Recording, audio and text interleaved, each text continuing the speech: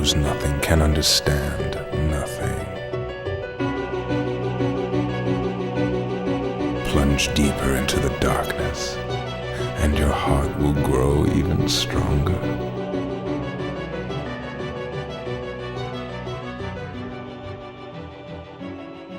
Good tidings, everybody, and welcome to the Ansem Report podcast, the longest-running Kingdom Hearts podcast on the internet. Everywhere. Anywhere you could imagine, with also the fastest Kingdom Hearts 3 speedrunner that is on the longest Kingdom Hearts podcast on the internet. At the same time.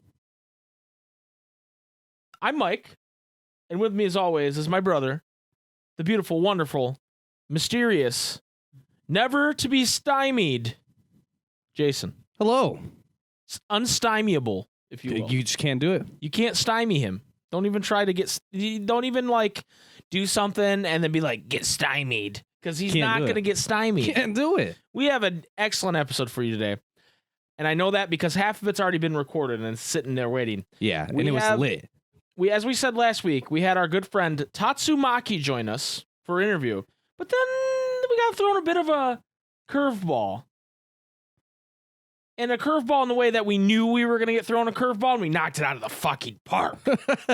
Okay? Because our good friend, Bio-Roxas, is also joining us for the podcast. So we had a great conversation with those two lads. A double feature. It was a double feature. It was a lot of fun. We talked about Kingdom Hearts. We talked about not Kingdom Hearts. We talked about pretty much everything. We even talked about...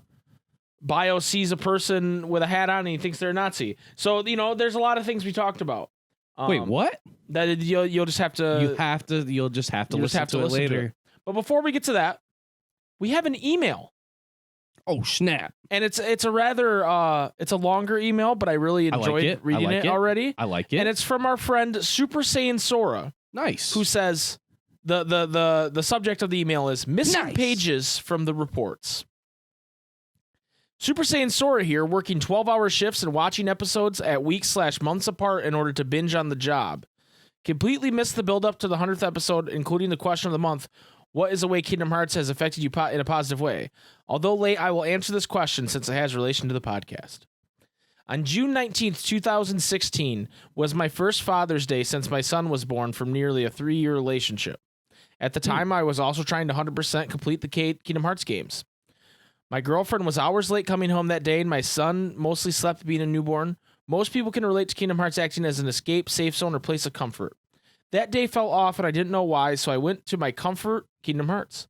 I was collecting chests on the platforms of Hollow Bastion when I put the controller down and entered the dominoes effect of that night. I will spare the details, but my girlfriend was caught cheating red-handed. I had a breakdown, falling into my friend's arms, realizing my son's future, my trust, and unknowingly at the time, love for KH had been broken. It wasn't until I tried playing KH again to feel better I realized that Hollow Bastion song was playing in the background during the whole thing. The safe zone turned into a game of bad memories. Oof. I still loved KH and finished the games. It was just very hard sometimes knowing this used to be a place of comfort. I started the Ansem Report podcast on episode 9 with the opening being the Hollow Bastion theme song. Oh, no. This obviously sent me down a spiral, but I stuck through. I binged the podcast and listened to every episode that came out afterwards while telling myself to stop being a little bitch during the theme song. I'm not sure when it happened, but at some point the song became more known for the theme of the Ansem Report podcast instead of the theme to the worst Father's Day ever. October 2019, my son started getting interested in Kingdom Hearts from the Disney characters. He played for the first time, and I helped him through until we got to Hollow Bastion. The music came along with the memories of Mike and Jason, their waifus, the Toxic H3, and more. My son almost got to the platforms of Hollow Bastion before I realized what I forgot. It was crazy. It took me so long to think of that first Father's Day again. What was even crazier was just how much I didn't even care when I did. Not only did two brothers' love for Kingdom Hearts replace that first Father's Day, oh my God, but I was literally playing Kingdom Hearts with my son. What was there to be sad about anymore?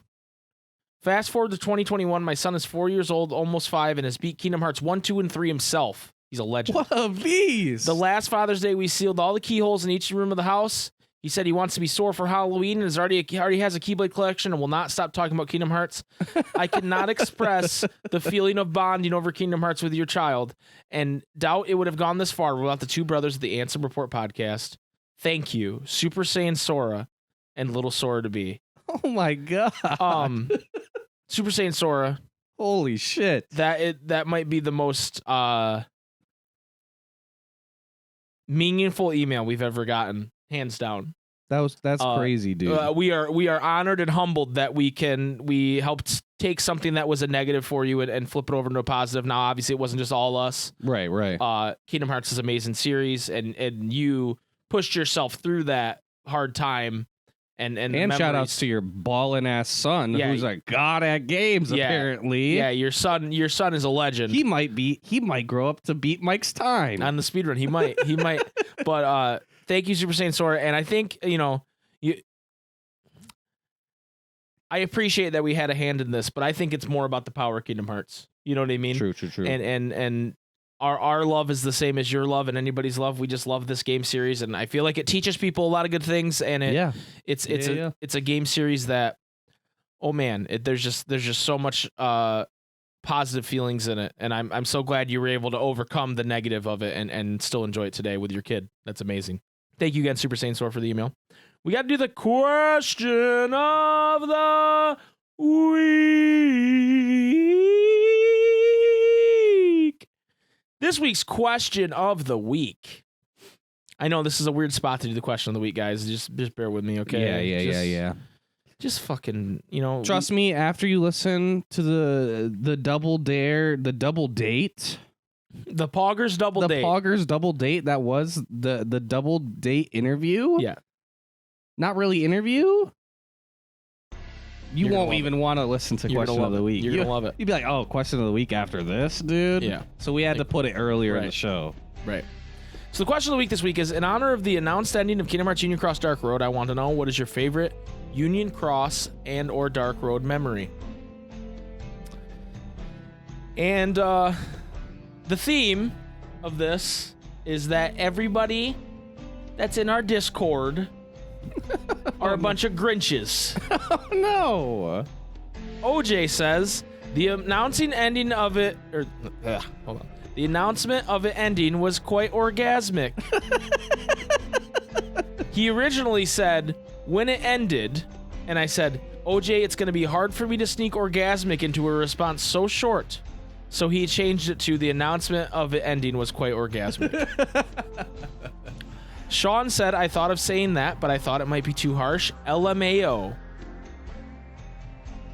Billy the Kid Lawrence said, what OJ said, but I think he said that before OJ changed it to orgasmic. So, Alex, with the first real answer. Thank you, Alex. God. Assembled alternatively, says, I guess the creation of Dark Road, Take Me Home.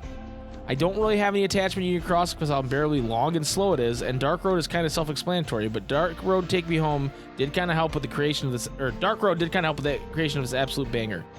However, the Master is a fucking dope character, so I'll give him that as well. Also, Streletsia fucking dying was funny too. Funny? Oh my god. Ha ha ha, funny.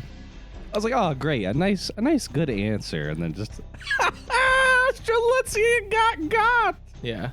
And then when the charity's like, why? Let's go! Steve Thumb. So it's like Steve with the PH, STEPH, and then Thumb. Because I was like, it's Steph Thumb, but then I was like, no, it's Steve Thumb. It's a pun, like Steve Thumb. Wait, all I can think of are the Thumb people from Spy Kids. It's Stephum. It's either Stephum or Stephum. You say potato, I say potato, Steve Thumb? Anyway, their answer is, what was my favorite memory of Kingdom Hearts Union Cross? Being a part of all the different Cage communities and seeing creators involved. From Piggy Naughty to Smelly Octo to Damo to this crappy, wonderful podcast. Cage forever, Cage Union Cross to never, LOL. Thank you. I'm glad we griefed your name now. Yeah, Stephum, if that's even your real name. Mm-hmm. Kyrie's bro says, Well, I played both, and the gameplay was the worst on both games. I'm glad I've never used any money on them. My favorite memory was the story part of Dark Road, but now I just feel cheated by the game ending. Hate to see it. Phil Games says, I just like the crazy story that the game has taken us on. Might be one of the best in the series, and I'm super hyped for it to finally have a true conclusion and have a complete story that can be compared to the stories of the other games. True. Pokemon Trainer J says, seen Lorium summon the Divine Rose Keyblade. That was pretty poggers. Yeah. Energy Scott says, my best memories of these games are solely based on the content of the podcast. The old school 5 minutes of Union Cross, Dark Road Take Me Home, Blue a Boo. However, the story to Union Cross has so much potential, and I enjoyed what little of it there was, but 900 plus levels, including Agrabah? God! Yeah. Original Dreamer 06 says, my favorite part/memory of Union Cross X was the pure enjoyment I felt when I could create my own character and send them into the KH universe to hang out with other KH characters and visit Disney worlds. I love meeting new people through the party thing and always showed up for every event. The amount of art I drew for this game is insane. The amount of time I spent thinking about all these theories and possibilities of what the future held for this game was time well spent. I remembered all the times... Wow, I just literally lost my spot somehow. I remembered all the times I would ramble about big new story content with my friends and family who knew nothing about it when I was going and knew absolutely nothing about what I was going off about. I love all the characters in this game that don't get the most attention and love because of where the game is. I will miss this game so much, even though I hated on it a lot. I still love it for what it is. Same. Hell yeah. I love that answer. Nice, positive, good answer. Yes. About Kingdom Hearts. Wildcat Diana says, not necessarily a moment per se, but I love debating and theorizing with Box about it when I first joined this Discord. We got so intense about it that people thought we were legit getting angry at each other. For Dark Road, I have this very fond memory of after the premiere voice chatting with Sean and Mango about it, after seeing the 4 graves at the end of the first episode. We were so excited about what that might mean for the story going forward, and we ended making jokes about how the Master of Masters would act like an idiot when he first met Xehanort. And of course, honorable mention goes to the creation of Dark Road Take Me Home and participating in the 100th episode version. Thank you, Diana. Hell yes. SB Cat says, literally just blew a boot. Hell yeah, dude. I know, I sniped it and I made a moment, dude. That's just what I do. Captain Joe says, hello, I'm kind of a lurker, but I've been meaning to be more active here, and what better way to start than answering the question of the week? True. Hell yes. I really love the story of Union Cross. I have never actually played the game. It's way too grindy for me, but I always look forward to the new pieces of story releasing. The anticipation leading up to new story updates was super hype, and I love discussing and theorizing on the new bits with the community after they dropped. I'm excited to see the story finish, but I'm a little sad to see those semi-monthly moments of anticipation go. Here's hoping they do a lot more with the story and characters in the future. Although, like, I will say, like, it's gotten a little bit old over, like, the last years and years. But, like, for a very long time, it was really cool. Like, oh my god, new Union Cross update. Like, this could be anything. A lot of times it was just some Disney and then, like, maybe, like, 1 minute of story. But, like, there was still, like, because so many people were theorizing everything, that 1 minute could prove or disprove a lot of them, and so it was very cool. And because when it disproved some of them, it was kind of like a stacking effect where it's like, this theory still holds a lot of water. Like, you just keep going, and it's over months and months and months. Right. So that was cool, but I got a little bit like, you wanted more. I got a little bit sick of it after a long time. Yeah. Because it was just like, dude, like, can something happen, dude? It was just so many months, dude. Right. For sure. Elbow Juice says, definitely the story. All the YouTubers like Damo did a great job presenting the information in an interesting way. Since quarantine started, I've been grinding the game again and went up 200 levels since then. I'll miss it for sure, as bad as it can be. Fair. True. Jip214 Dickobot says, my answer is the only thing to come out of these games, which is the only good thing to come out of these games, which is bring our community together to sing Dark Road, Take Me Home, Dark Road. In all seriousness, everyone is really happy to bash on these games, but I'm sad that KH is now officially in drought mode for who knows how long. It wasn't much, but at least it was something, you know? Plus, Missing Complete is an absolute banger. True. Elias, built ordinarily, says, Dark Road, take me home to the place I belong. He really had to make me sing it, huh? Also, Come Guardian 69. Yes. True. Rest in peace. Come Guardian 69. He's still around, dude. He's like Kurt Ziza. We hope he's somewhere. Yeah. DJ Korn says, I personally never played the mobile game, so I look forward to learning about the updates in your segments. The best part is obviously your Dark Road parody, bringing everyone together and surprising you with the community version. Shout out again to Tyler Rims for making that happen. True. Hell yes. True, Korn. Twitch.tv/Tyler Rims. Iron Daddy says, Blue-a-boo, that is all. The Box in Quarantine said, like others have said, the best part of Union Cross was the excitement that every update brought upon the fandom and all the fun hours we spent speculating about what was going to happen next. To quote Diana, people who listened to us discuss about Union Cross thought we were actually fighting. Understandable, we Europeans can get pretty loud, lol. For the first time in the series, we were introduced to a murder mystery style plot, both in the sense that a large part of the story revolved around the death of Strelitzia and with the whole trader business with the foretellers. In both cases, the story was throwing red herrings at us and constantly kept us questioning who was telling the truth and who wasn't. If I had to pick one single moment, it would surely be the first time I watched back cover on a friend's suggestion without knowing a single thing about Key, and I realized that what Nomura was doing was exactly what child me expected to see in Kingdom Hearts 3 when the secret ending in Kingdom Hearts 2 introduced us to 3 mysterious Keyblade Knights, a bajillion years ago at this point. I was expecting a prequel story set in ancient times with factions of Keyblade wielders fighting at a large scale, something more mystical and Final Fantasy-esque than what you had seen before. Instead, we got BBS, and you all know how much I hate BBS. That game single-handedly killed my interest for the series for years. For this reason, I find it extremely fitting that what was brought me back to the fandom was exactly what I wanted to see as a child, finally fully realized. I also really dig the atmosphere of Daybreak Town and the quirkiness of it all. From the weird personality of the mom to the designs of the foretellers and the absurdity of having an entire society/religious order comprised of kids fighting the supreme evil on a daily basis while wearing Disney costumes. True. It's just so unique and interesting. I'm going to miss this game more than I should. God damn it, XD. Thank you, Box. That was one of the answers I was expecting to be pretty involved, because I know that the Box is a very big Union Cross fan. DP Grant says, I missed the last question a week about my favorite boss battle, but luckily both questions have the same answer: fighting Jafar and Agrabah in Union Cross. Agrabah is my favorite reoccurring world in Kingdom Hearts, and I was spoiled by its prominence in the game. What separates the world visit here from the other games, though, is that you get to fight Snake Jafar. After being denied the opportunity in Kingdom Hearts 1 and even 2, we finally get to do it here as player, and it's very epic.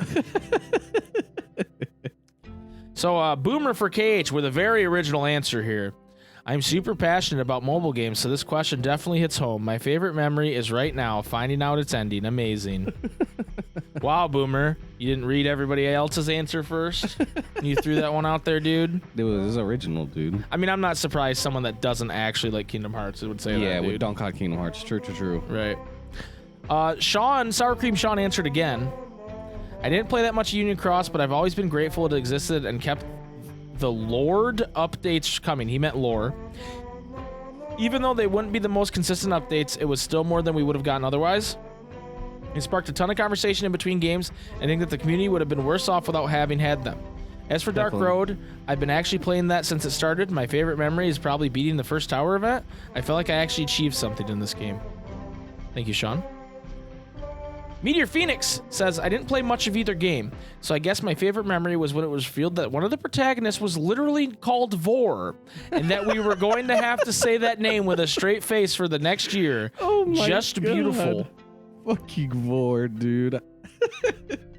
Inertia says, blue-a-boo, blue-a-boo, blue-a-boo, blue-a-boo. Energy Scott adding to his answer, I'm adding something that's kind of cheating. Just played Melody of Memories and played Rise of the Union. Surely an honorable shout out to the Union Cross surprise in KH3. Such an epic scene when Ephemer appears.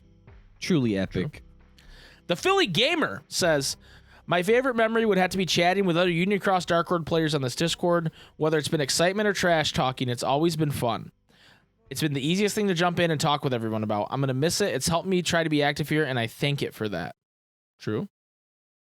Tyler says, Dark Road is the only one I played from launch, but I don't really have any fond memories of either mobile games. The closest is the Dark Road Take Me Home song and getting to ask Shower Cream Sean, why is Ventus? APK1186 says, admittedly, I've not played either of the KH mobile games, or have I had a desire to do so. All my fondest memories have been experienced vicariously through the coverage of these games on the podcast. Between the original Union Cross 5-minute segments to the Dark Road coverage that resulted in one of my favorite original songs, Dark Road Take Me Home, it's been a delight experiencing everything through the lens of the ARP. When everything ends, the only thing I will miss is the ongoing coverage offered by the podcast and the frustration that results from earning so many blue aboos. Rabbi Roxas is another gem that resulted from the podcast. Yes. True. Rabbi Roxas. Rabbi Roxas. Chip Cooper says, my favorite memory has to be the night Unchained Key was released at midnight back in 2016. Having not watched the browser key cutscenes because I wanted to play it all for myself, and with back cover not released yet, I knew next to nothing about the Keyblade War and was really excited to finally learn more about it. I stayed up until like 3 a.m. playing it. While yes, it is just a mobile game, I enjoyed it. I think the main reason I've stuck with all these years later is because it is so cool seeing a character I made interacting with these characters and being an integral part of the story of my favorite series. It hits different than just watching cutscenes of someone else's character, and I've grown quite attached to my Key Kid. I completely understand everybody's aversion to the game, but I think it will always hold a special place in my heart for that, if nothing else. I've been excited to see the finale ever since they announced the story was going to be coming to an end, but now that it's so close, all I can think of is, it's strange. I think I'm going to miss you. Yeah, the Riku saying that about Ansem. True. Garrison Ford says, so I dropped off the KH train for a lot of years when I was at university and came back after I graduated, so I completely missed out on Union Cross. I tried to play it once and realized I was way over my head, so I dropped it immediately. RIP. I have no memories of it other than catching up on the story via Damo's channel, and I really appreciate the work he and other YouTubers have done to make the story available to people who never played. I started Dark Road when it came out, and I was excited to have a mobile game come out that I could play from its beginning. I haven't played every day, but I had fun grinding for BP, leveling, and getting some cool cards for rainbow points. The reveal of the cover art for Dark Road was the most fun memory I've had with anyone gushing over the new character designs. Also, the Vor meme. Ultimately, it's wild that Dark Road has been so short-lived, but I had fun while it lasted. So I've noticed something about you in particular. Yeah. There's one button people can press that just makes you laugh. It's the Vor button. It's just saying Vor. Yeah. Like, they don't even have to say, like... It's just so ridiculous, dude. Like, Are you fucking serious? Who the fuck was like, yeah, let's name this little girl Vor? You're just like... Push the Vor button, please. Hey, Jason. Vor.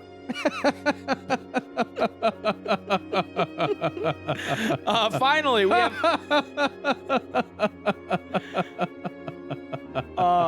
Vor. We have Broondocks, kinda omniscient, and he says, my favorite key memory came quite recently. I've been going through the whole series with my dad. He's the one who introduced me to KH 15 years ago, so it's been amazing to sort of reverse that in the past year or so. We recently finished KH 3, but about halfway through, we stopped to watch back cover. I was afraid he'd be put off by the weird new direction the story was taking, but I couldn't be more wrong. He loved it. Sitting on our couch together and seeing all his reactions, all new lore and characters he loves us said, was amazing to see. Hell yeah. And I'd like to think that maybe that's how he felt when he was a little kid. When I was a little kid and he showed me KH1. This will always be a good memory for me. Shout out to Daddy Broondocks, who loves a said, dude. Wholesome. Because I love a said. Jason, do you have an answer to this question, dude? I've got a couple that come to mind. I remember like way back in the day when it like first came out, and that was around the time that I started to kind of get back into Kingdom Hearts. Like it was way before like Kingdom Hearts 3 and everything, and like catching up on the game's story where the ones I couldn't play. So like the 358 story, like watching all the cutscenes for that, watching all the cutscenes for like DDD, watching all the cutscenes for Union Cross, and remembering just watching like the really old demo videos where like it's just like his head in like a little circle or whatever, and a lot of times his head like wouldn't even like be in the frame a lot of times and stuff. And old Endofin, he did videos on Union Cross, watching like videos on that, There's just a lot of like, I remember at first seeing it and was like, wait, is this like a ripoff of Kingdom Hearts? What is this? Because it's like, it's not the same art style, right? It's different. So I was like, wait, what? And then I was like looking more into it and I was like, oh no, this is fucking real. And then watching the fucking player character die and shit, I was like, what the fuck is going on, dude? And then it kind of just like resets and just like, that was the one where I thought that the world building in it is pretty good. And I think that's one of the things that a lot of people like the most about it. But unfortunately, a lot of that is like the smallest bit of it. You know what I mean? And you do get parts where it's kind of a lot of the missions back to back. Like having played it myself now, like a lot of the missions are kind of back to back. You get a lot of inside Daybreak Town missions. And just the idea that like the different houses, I think, is something that people don't really talk about a lot. That like it's kind of taboo to like hang out with somebody who's not in your crew. Right. You know what I mean? So like the fact that you and Ephemer have this friendship is like kind of it really shouldn't happen, but just like the power of friendship is just like too strong. And then like he literally goes to a different plane of existence and then somehow you follow him. You know what I mean? Like that type of stuff is pretty cool. Playing through and talking about it was super cool right away. Like the fact that there's so much like power creep in the game at this point is like, and right now it's just like you just get every medal, period. Like you can just pull. But when I played it, it's just like I could very quickly feel like I'm just getting fucking strong as fuck really fast. I think the first medal that I got that was really cool was the Roxas one, and it's like dual wield Roxas. And then the next really OP one that I got after that was a Zigbar medal. So it was just like really cool that like there's specific moments like that it's like, damn, I'm feeling fucking badass. And the animations were really cool. There's a lot to like about the game. Unfortunately, like it's a gacha game. So. Right. At the end of the day, it doesn't matter how quality the game is. If there's gacha elements, it's gonna be there's gonna be stuff you don't like about it. Yeah. That goes for Genshin Impact or my beloved Dissidia Opera Omnia. Yeah. Like, there's gacha elements, and so there's parts of it that aren't gonna be great. But And I think a lot of people try to look at it through the lens of like it being their main game, and that's not really fair to me. Like that's kind of how I looked at it at first, where it's like, hey, this is like a Kingdom Hearts game. Like I can just sit and play this, and it's like, no, that's not what it's meant to be. Like it's just meant to be something you do in your free time. I got a question today that when I was streaming that was like, do you think they're gonna add more story elements to Kingdom Hearts now that they're not doing Union Cross? And I was like, what? Like why? You know.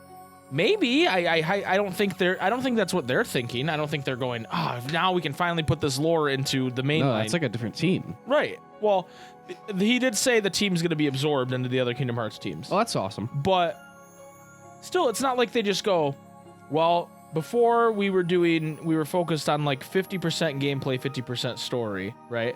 It's not like they go, now we can go to 60% story because we're not doing those shit mobile games anymore. Like, that's yeah. They don't think about it that way. And I just think it's weird that someone would even expect that. You know what I mean? Like, yeah, what? No.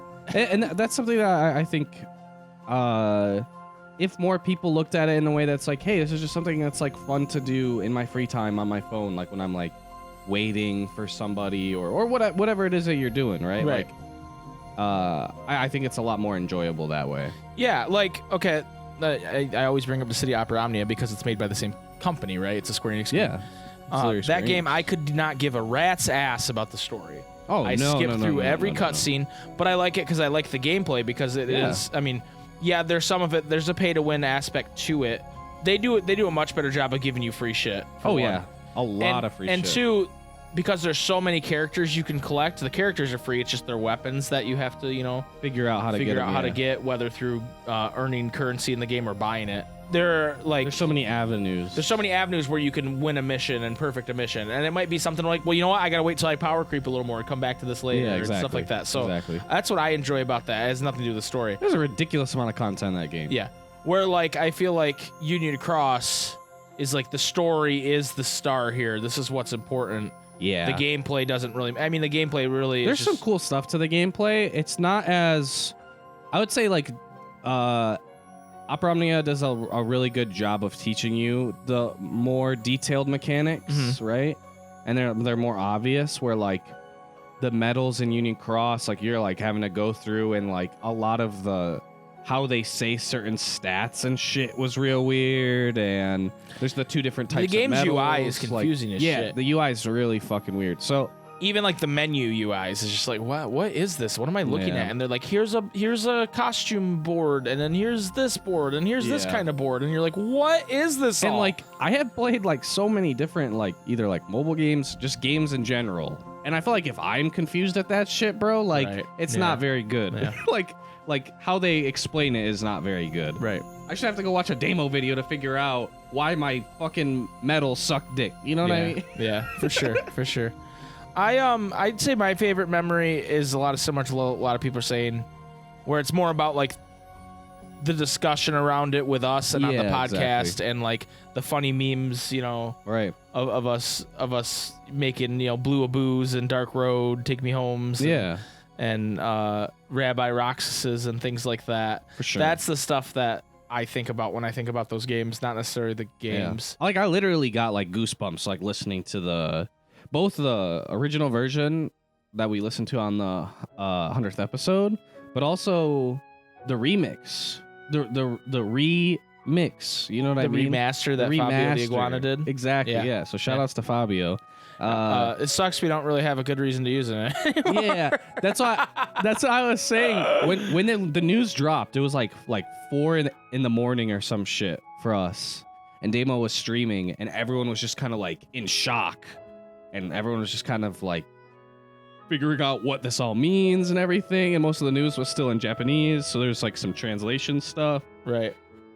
But that was one of the things. And I was just like, I would just put, I would just put Chef Barter's Sora emote, his sad Sora emote. And I'd just be, Dark Road, take me home. Rip. Rest in peace. Dan was just fucking laughing. I mean, we will definitely... We'll find a way. We're going to use the song again. I mean, I'm Against not... all odds. The only thing is, are they not, like... it doesn't seem like they're adding any other, like, content to Dark Road until they... Like, there's been, like, no real updates that I've seen. And so I don't know if is it just going to sit there till September or till May when it closes or whatever? Yeah, from what I understood of it, is that it's leaving once Unicross is done, right? Mm-hmm. Like it just. But up until that point, they're not doing anything? No, and then it's just gonna drop in September with everything. Wow, like the whole story. Well, Dark Road, take yourself home. We salute you. Thank you, everybody who answered the question of the week. Jason, next week's question of the week. I already got it. I'm not even gonna ask you. How many Blue Aboos does it take to get to the center of a lollipop? We need a goofy question of the week. We need a goofy, not a Goofy the character, but a Goofy the feeling. And this one's from Alex, assembled alternatively, and he says, "What would the Kingdom Hearts characters' last names be?" So I want you guys to name get some good last names for these Madonna characters with their one name. That's true. OJ already said Kairi Utada. Yeah, that makes sense. Yeah. Sora Alam. Sora Oglesby. Just like some really stupid name. Anyway, I'm sorry if your last name is Oglesby. Yeah, sorry, Oglesby. Sorry, Dr. Oglesby. But yeah, so definitely not evil doctor. Yeah. What are the fucking last names of the characters, huh? Throw it out there. Get wild with it. Get loose with it. Get a little random. Get a little random. All right, guys, we're gonna take a short break, and when we come back, we have the most Poggers double date for you guys to sit in on. Me and Jason. I dare you not to pog. Me and Jason hung out with Tatsoomaki and Bio-Roxas Try at the not to same pog challenge. time. Try not to pog. I dare you. That's right. Pogsumaki and Bio-Roxas. With the Ansem Pog podcast. Exactly. Ansem Pog Port podcast. Try not to pog. Challenge. Almost pogged, almost died. I just pogged right now. I lost. I lost. Anyway, we talked to him for almost 2 hours. It's a lot of fun. I hope you guys enjoy it. And then that podcast will end there. That will be the end of that episode. So we'll we say the whole thing in the interview, but I just want to say one more time, thank you guys for listening and watching. Thank you, Super Saiyan Sora, for that wonderful email. Thank you, everybody, for answering the question of the week. Thank you for everything you guys do for us. We love that we can make this podcast every week. And I love that I'm still excited every week to go, hey, what are we going to do for the podcast this week? 100, and I've done it 107 times. Yes. And I'm excited to do it more. And that's just insane to me. So thank you guys for supporting us. And we will be right back.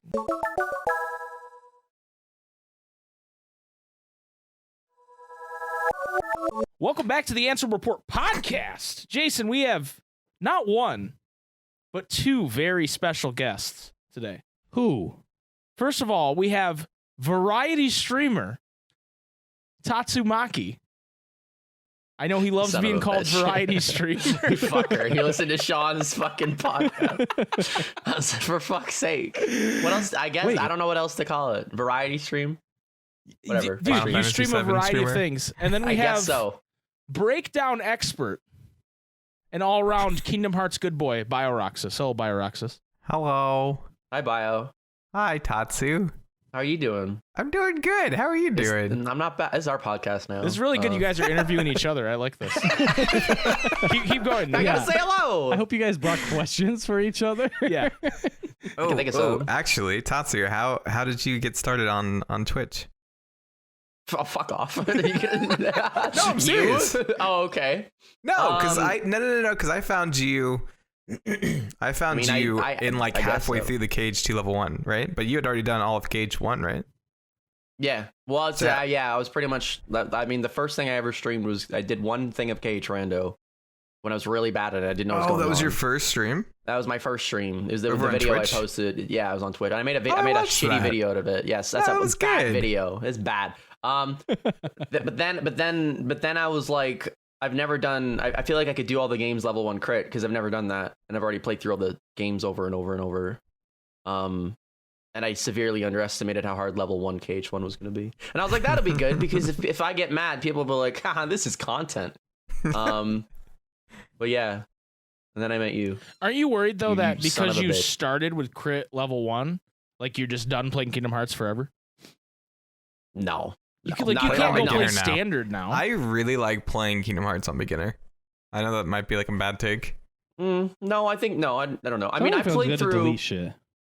I was getting because Odessa hadn't seen the Azora ending stuff, right? But she didn't just want to look it up, so I made her a save file with like the pro code, like the easy mode codes that I beat like the whole game. I think I remember that. With easy mode code, like with the easy mode codes, and it was still really fun. Like I was one-shotting everything, but it was still like this is enjoyable. I guess I didn't mean for like your enjoyment, Tatsu, but I meant on stream. Oh, probably not. I mean, I don't think I'd want to play anything. I don't think I'd want to do anything below crit. Really? No. I think like level 1. I think that's like a different separate thing because it's like level 1. You have like there's so much shit you don't have access to. So it feels like a different game. Yeah, you definitely have to play way differently.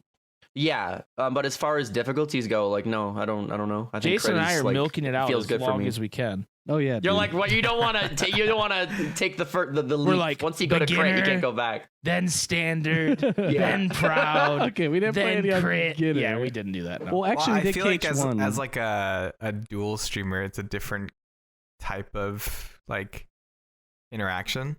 Because like one of you guys is always able to interact with the chat. Oh yeah. But I feel like on like level 1 stuff, at least for me, like if I'm doing like hard mode or like challenge runs, I never look at chat. Like I'm always zoned in, like not trying to die. And so that's why I like the appeal of beginner games or like easy games, because then I don't have to like focus on the game too much. I agree with that. Because like with Final Fantasy 14, like half the time I'm literally like just reading chat and talking with people as I run to different quests. You know what your button presses are, and you just mash your combo, and then like you just read the chat. Yeah, that's why I like it. I think too. that's also like a huge because I think that depends on what kind of like streamer you build yourself as. I feel like especially if you're like I feel like in all of our shut the fuck up in all of our cases, I feel like we've built our communities off of like interaction. It feels like at least in regards to Twitch, which because it's interesting, at least for me, because I started doing all the level 1 stuff where obviously I didn't have anyone watching me, so I was like I could just play and talk to myself and not have to like read. But now it's like I'm like, if I like even doing some of the data fights, I'm like I can't look at chat, so I feel bad because I'm like, damn, I'm not like talking to them. It's more stressful in a way. Yeah, that must be really tough. We never have to deal with that, so yeah, never gonna do that. Can't relate. Imagine not streaming with your brother. Just kidding. Anyway, we're just kind of rambling, and I think that's how this podcast is going to go, and I'm completely okay with that because that's how mine went. Sorry, I didn't mean to like take over the interview question. No. I was love the fuck bio. It's supposed to be my episode. I love both of you Bio-Roxas. dearly, and I'm excited I can talk to both of you because I don't get a lot of chances to talk to both of you. So we're just going to kind of ramble, but I do want to say thank you guys both for coming on the podcast. I've missed both of you dearly. Thank you for having me. I was Surprise making a visit. joke.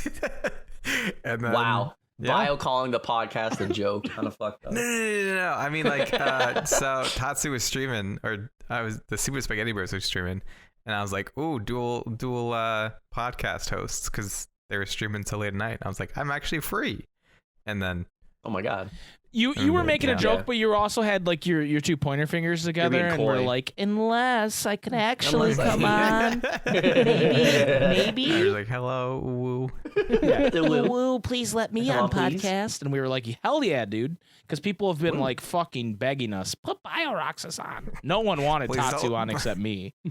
That's fair. I begged him to not ask. Yeah, this time we won't talk about Please YouTube don't stats get this fucker right the whole time.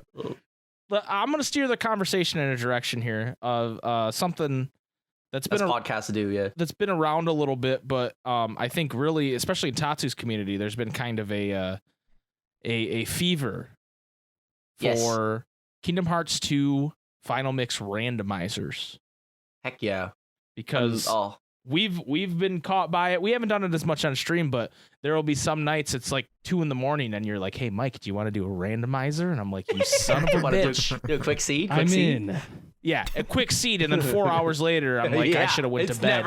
It's never a quick seed. It's never. We've learned our lesson. Yeah, so I don't know what we're going to talk about with randomizers, but I feel like that's an appropriate topic for us today because we all love doing it. It is.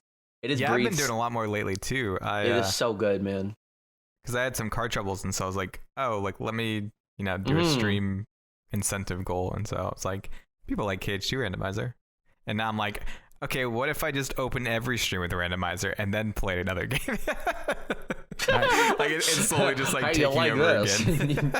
Well, see, I feel like it's the opposite. Quick rando, though. Maybe it's just us, but I feel like people don't want to watch us do a randomizer, so we've been doing it unless it's rewrite. For me too, a little bit. Rewrite. Shout out to Water KH who's hard at work on the full release of rewrite.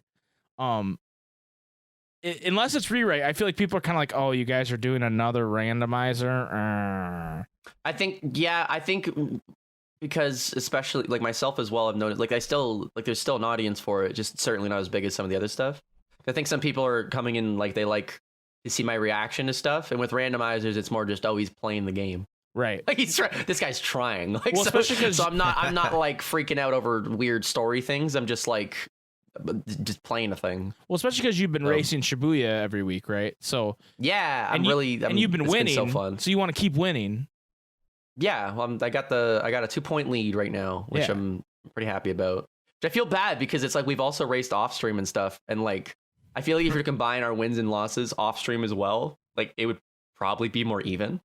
Which is like she's like frustrated. She's like, "Fuck, dude, I only ever lose on streams." Well, that's the thing. I feel like it wouldn't even be even. I feel like she'd be trouncing you, from what I remember. Probably. I've gotten a lot better about it. I've learned like I have horrible impulse control, right?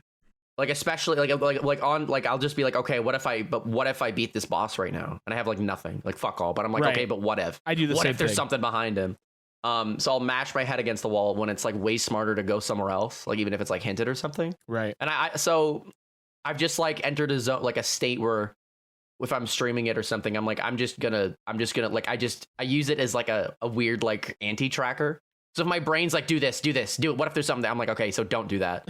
So ignore that thought. Because that's going to lead you the wrong fucking direction. Yeah, I wish I had that. I'll fight Demix until I just fucking rage quit. Water dance. Instead of like, because I'm like, there's so many checks behind Demix, like, and it's like, yeah, I just need to not fight Demix ever. I like randomizer a lot because it's like, it turns it. Well, it makes you like, I just appreciate the combat in Cage 2 even more than I already did. But on top of that, it's like you learn what different encounters like you can do like different encounters just purely based on abilities you have. You don't even need like stats for it, right? Which I think is like super cool. So it's like when you get stuff and like every time you do play through it, it does feel different. And I'm like even with the Promise Charm, I was always like, oh man. That Promise Charm's fun. Why would you turn it off? But now I'm like a sweat. I'm like, nah, turn, keep it off. Because I want to like practice against Zigbar, because Zigbar always is annoying. Always, he's always fuck that guy. Yeah, Zigbar is definitely that wall where it's like he is the final boss. If you don't have second chance and once more, it's like you're not doing Zigbar. Yeah, no. If you can get past Zigbar, you literally you're fine. Like as soon as I beat Zigbar, I'm not stressed out about the world that never was. I'm just like, Sykes will be a bit annoying, but that's about it. Some people just put on blindfolds when they fight Zigbar, though. Some people, yeah, apparently. Bio, why did you do this? I have no idea. I said it as a meme. Okay, so actually, did you reach your goal in one day? Yeah, so that was the thing. That's crazy. At one point, congrats, but thanks. No, it was over a couple days. Oh, okay. I thought it was like, damn. I was like, holy fuck. Yeah. I mean, still, that's still very impressive. During one of my streams, someone was like, "Oh, hey, if you fight Zigbar blindfolded, I'll pay you $1,000." And I was like, "Sure, no, I hate Zigbar." And then,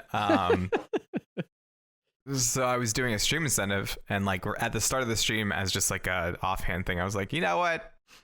We're like a couple $100 away from our goal. If we hit it tonight, because we'd been like not like raising a whole lot."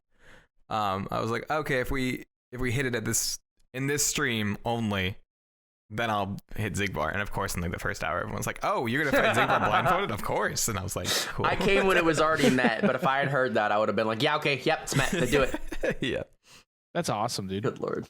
So yeah, no, that's fucking hilarious.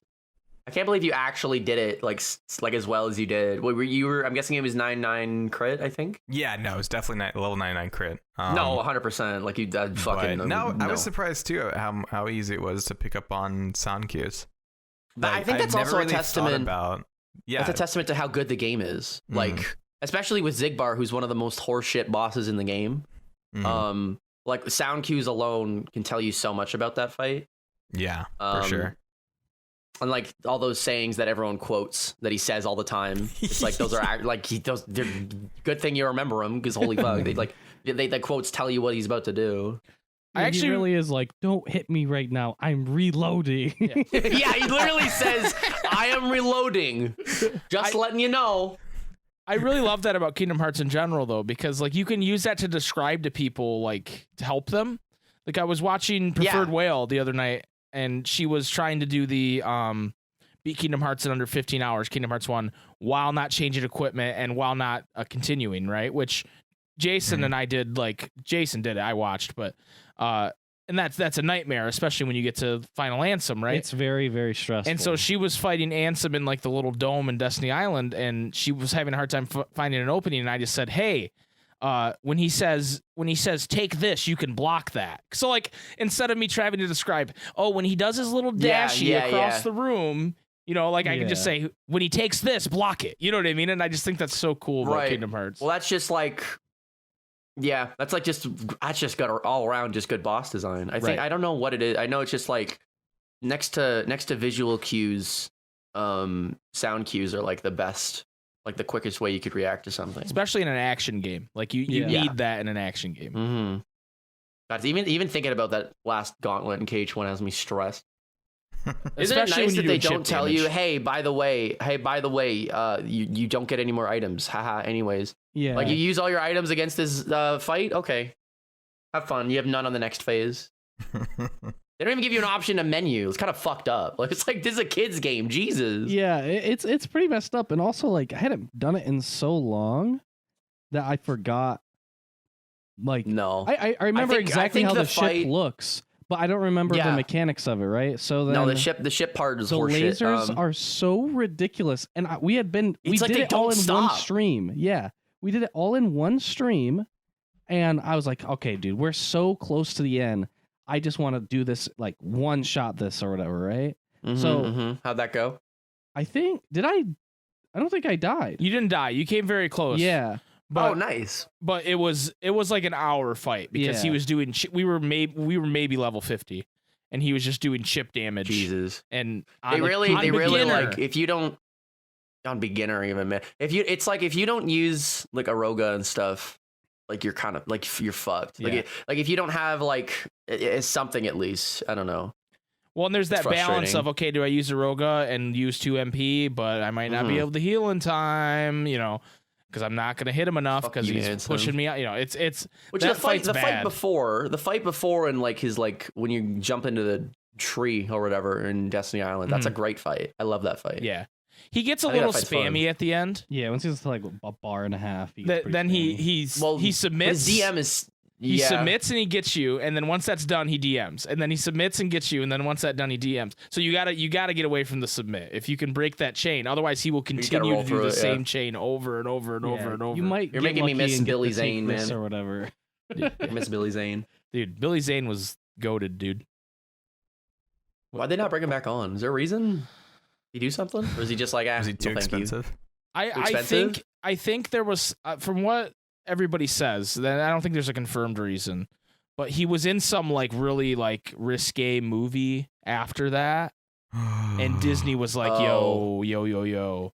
But to me, I mean, but to like, me it seems like they just turned over a lot of the cast anyway, because a lot of them were just like Disney Channel people. And I'm sure Billy Zane was a pretty penny compared to Richard Epcar.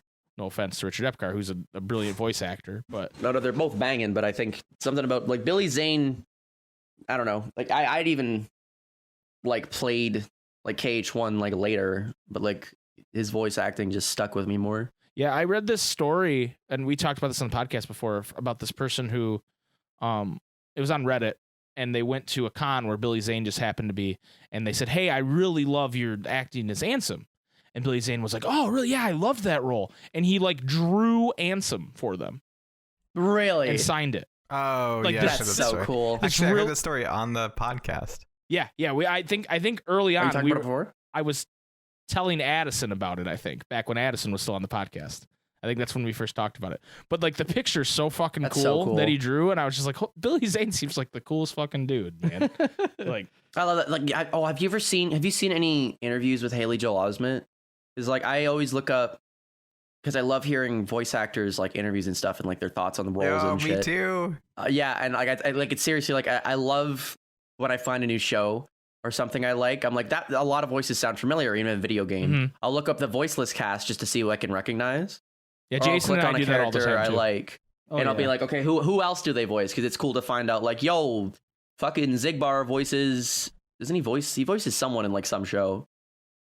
And it's like a weird role, like the voice of Zigbar. But anyways, but I like just. Oh, dude, Haley Joel Osment, right? Sorry, that was what I'm fucking talking about. So if you look at interviews with him, like people will interview him about other movies and stuff, but then like you can tell some reporters who like Kingdom Hearts, they'll like bring it up. And every time Kingdom Hearts is brought up, like Haley's face like lights up. He's like, "Oh yeah!"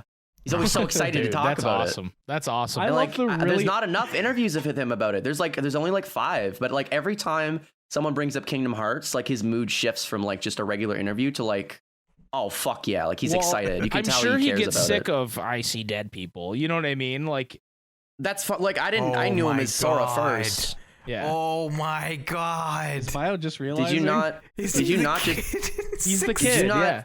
Did you not know that? Did you just realize that Haley Joel Osment is Haley Joel Osment? You fucking moron. Did you what? Hello? Bio, what? Bio, did you just realize that he's what? Him. Dude, it's a bit. It has to be a bit. Oh, this has to be a bit. I'm so glad this is being recorded. Oh my god, this is. Oh my Bio, god, you're never living this dude. down. Bio, you're never living. Bio, this is. Oh my god. Yeah.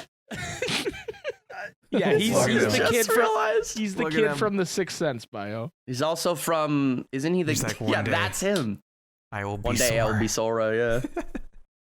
He's also the kid from Pay It Forward, I think. I haven't seen He's that. in a lot of movies. AI. Yeah, he's in a lot of movies. Yeah, Haley Joel Osment. Have you seen, dude? Fucking interviews with him, even when he was a kid. He looks like a psychopath because he's like so adult. Like Yeah. he's speaking like so coherent. Like no wonder he was such a good child actor because like he probably took direction so well. Yeah. And he fucking killed it as Sora. I'm so glad they've kept him around because like I don't like Sora like a Kingdom Hearts game without that same voice would just not. It would not be the same. at Yeah. all. They're gonna have to age riot. Sora at some point though, if they want to keep him. Bruh. Okay. I have the think best. his voice for KH3's hit. It's really good. I like his voice in King. I know, but he's probably a couple 30. years older than me. If I had to guess, I don't know that for a fact. And eventually his voice is gonna start to do this a little bit. Yeah. You know what I mean? I think he's found a good like spot for it because I know with DDD he was trying to emulate that younger Sora vibe and it sounded really weird. Yeah. Well, that yeah. was messed up, but dude. That was messed up. They should have just had him do his like the same voice. I should have as, done like, the Chain of Cage Memories Three. thing. Yeah, right. I was about to say they did it in Chain of Memories. It was Right. just Chain of Memories, like, they're I'm like, don't. KH2 I like Sora. how they're like, I can imagine them in the booth and they're like, Haley's like, should I like try and sound? They're like, no, don't even try. Don't even bother. It sounds like shit. Haley, please. Just do you, man. Fuck.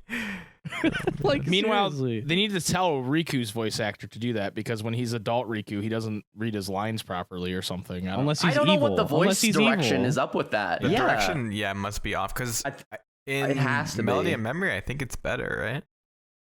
It is definitely better. I guess He in the sounds more cutscenes like of Melody Riku. Memory, he's not bad.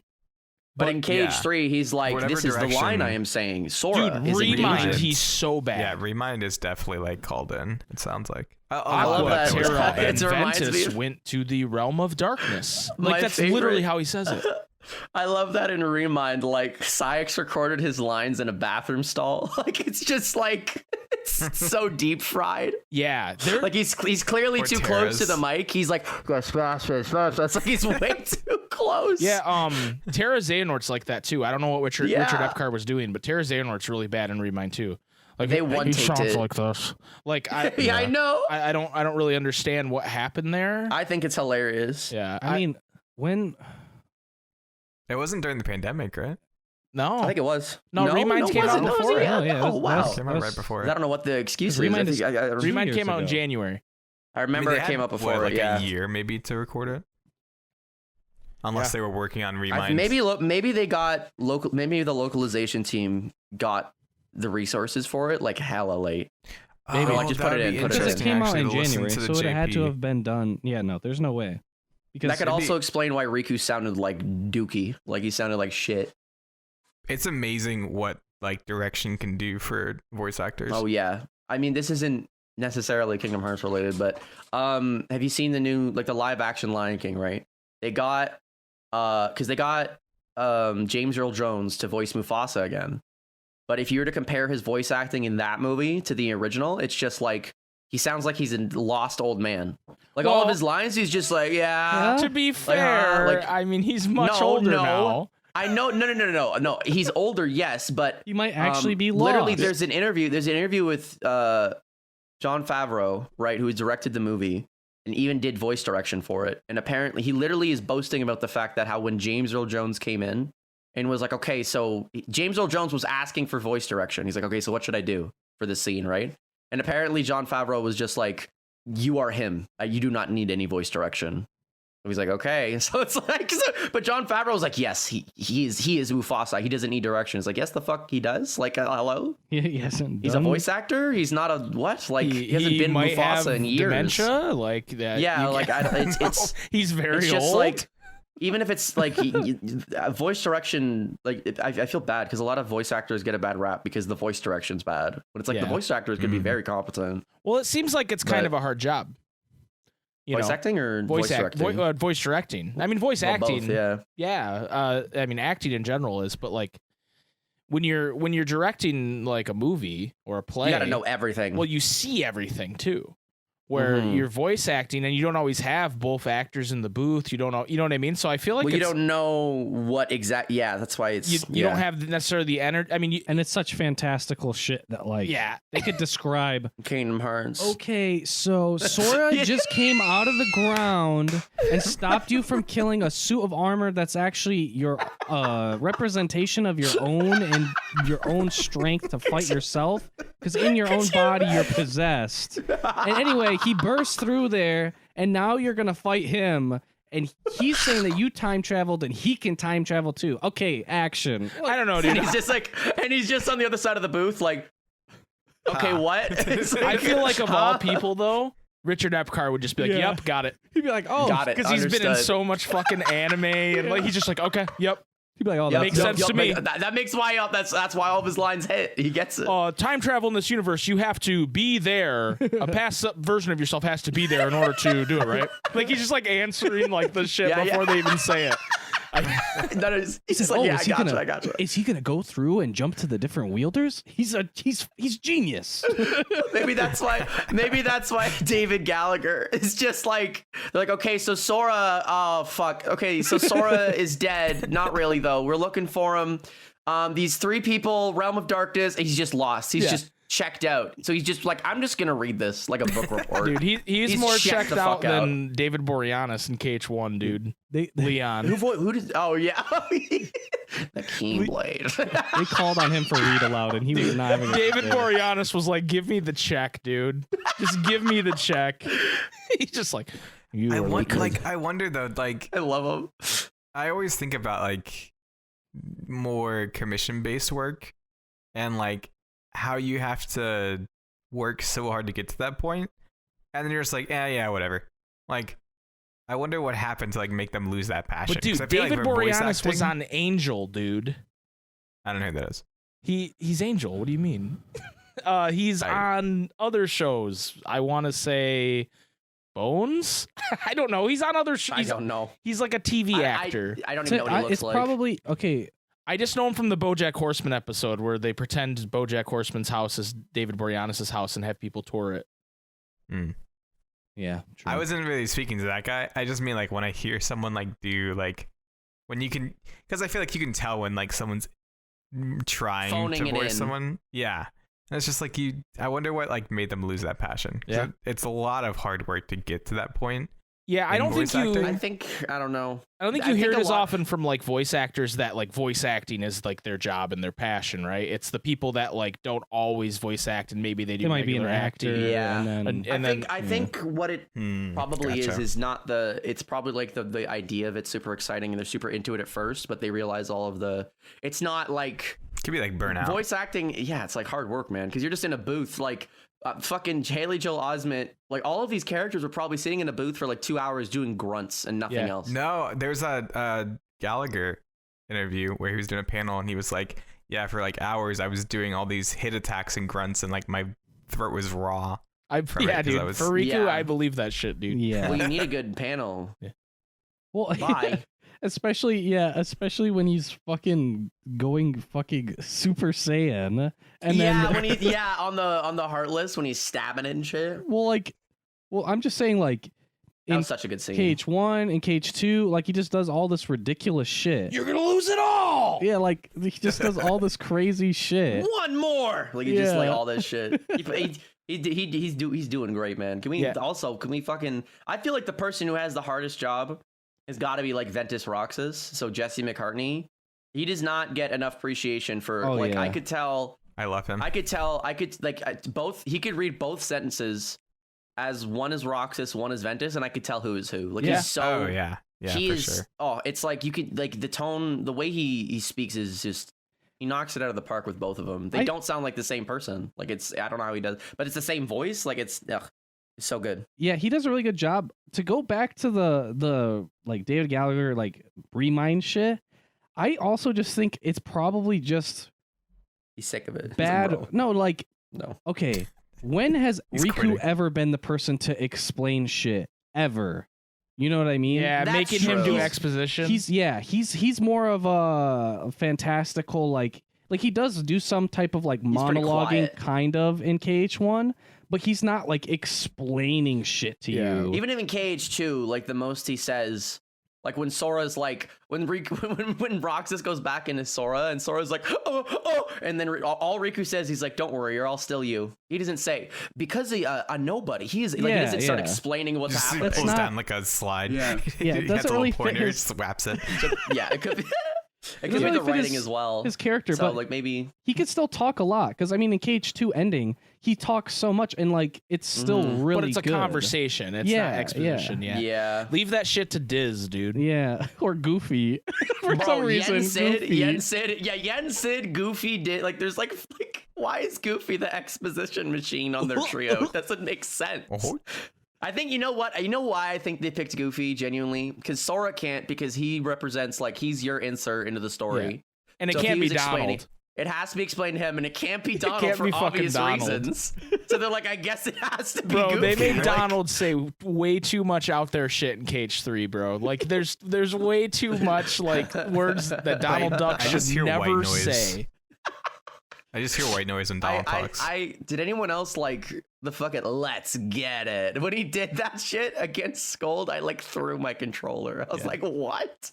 No. Why did Donald just say let's get it? Like, why did he wouldn't say that, but I love it. Spending too much time on that gummy phone. Yeah. Going through Instagram. Donald watching too many fail comps on YouTube or something. Yeah.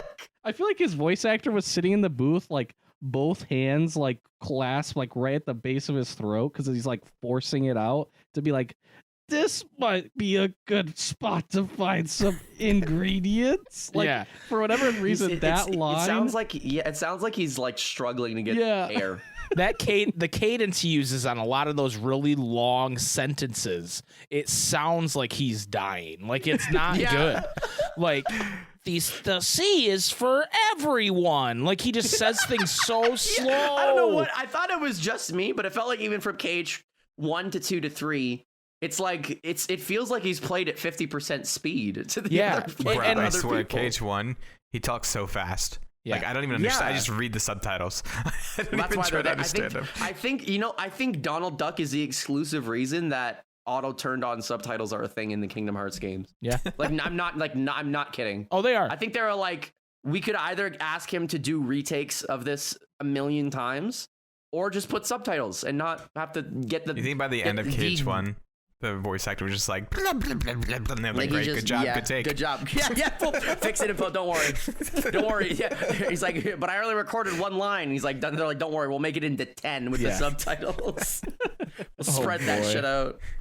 Yeah, dude. I feel bad also- for Donald. Rip to the Mickey Mouse voice actor, but I don't like the new one as much. Yeah, he's He not always as good. sounds like he's using a head voice. I didn't even Sounds notice like they a changed good voice memory. actors. Well, he just doesn't. He can't hit any low notes. He's always up. Like Mickey Mouse is kind of always like the say fellas.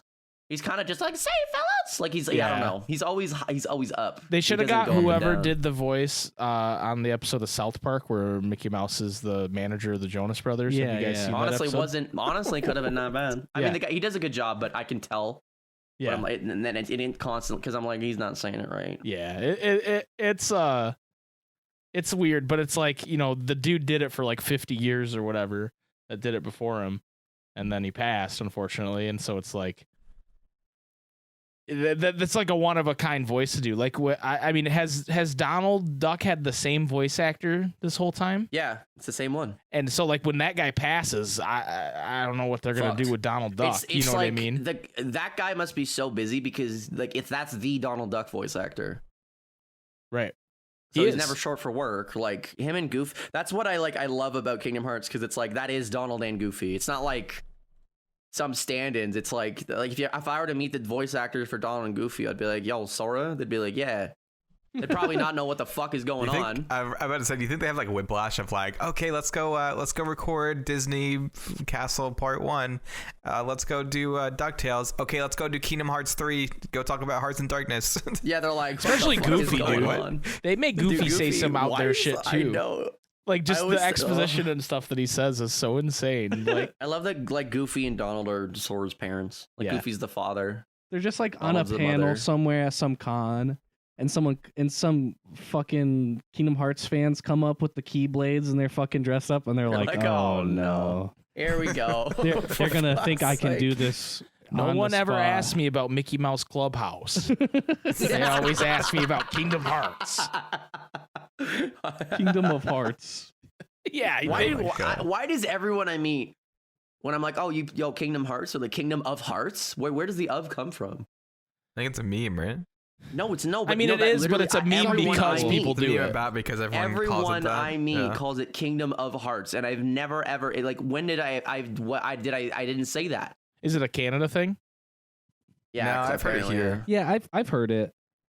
Some people just say it's it's a like meme. parents go on like the Facebook or the Instagram. This is like a tangent, Pokemon. but like I feel like people just say what they want to say because like okay, this is a weird tangent, but I'll sometimes I have to take calls at my work of people who are upset about their visit to my work or whatever, and I always introduce myself as Mike because Michael is my dad's name for one. It's my name too, but Michael.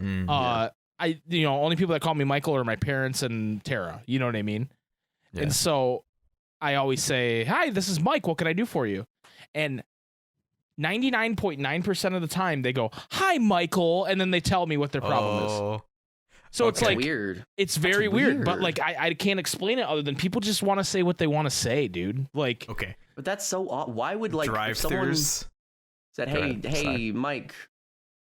If someone said their name is Mike, I said, "Hi, I'm Mike. Michael, what can I do for you?" And they go, "Hi, Michael." What? That's so I don't understand that, dude. Every time. Next time I'll record the phone call without him knowing illegally, and I'll play it for you guys. Hey, my name's Tim. Oh, okay, Timothy. I like what? Like what? That's weird. That's what you should do when you introduce yourself, and then they introduce themselves. Say their name wrong. Yeah, that's how you get back at them. Hell yeah, yeah. That is a power move. Maybe I'll try that next time. You gotta take the little victories, Literally, guys. Though, every time I go into like a drive-through, because my real name is James.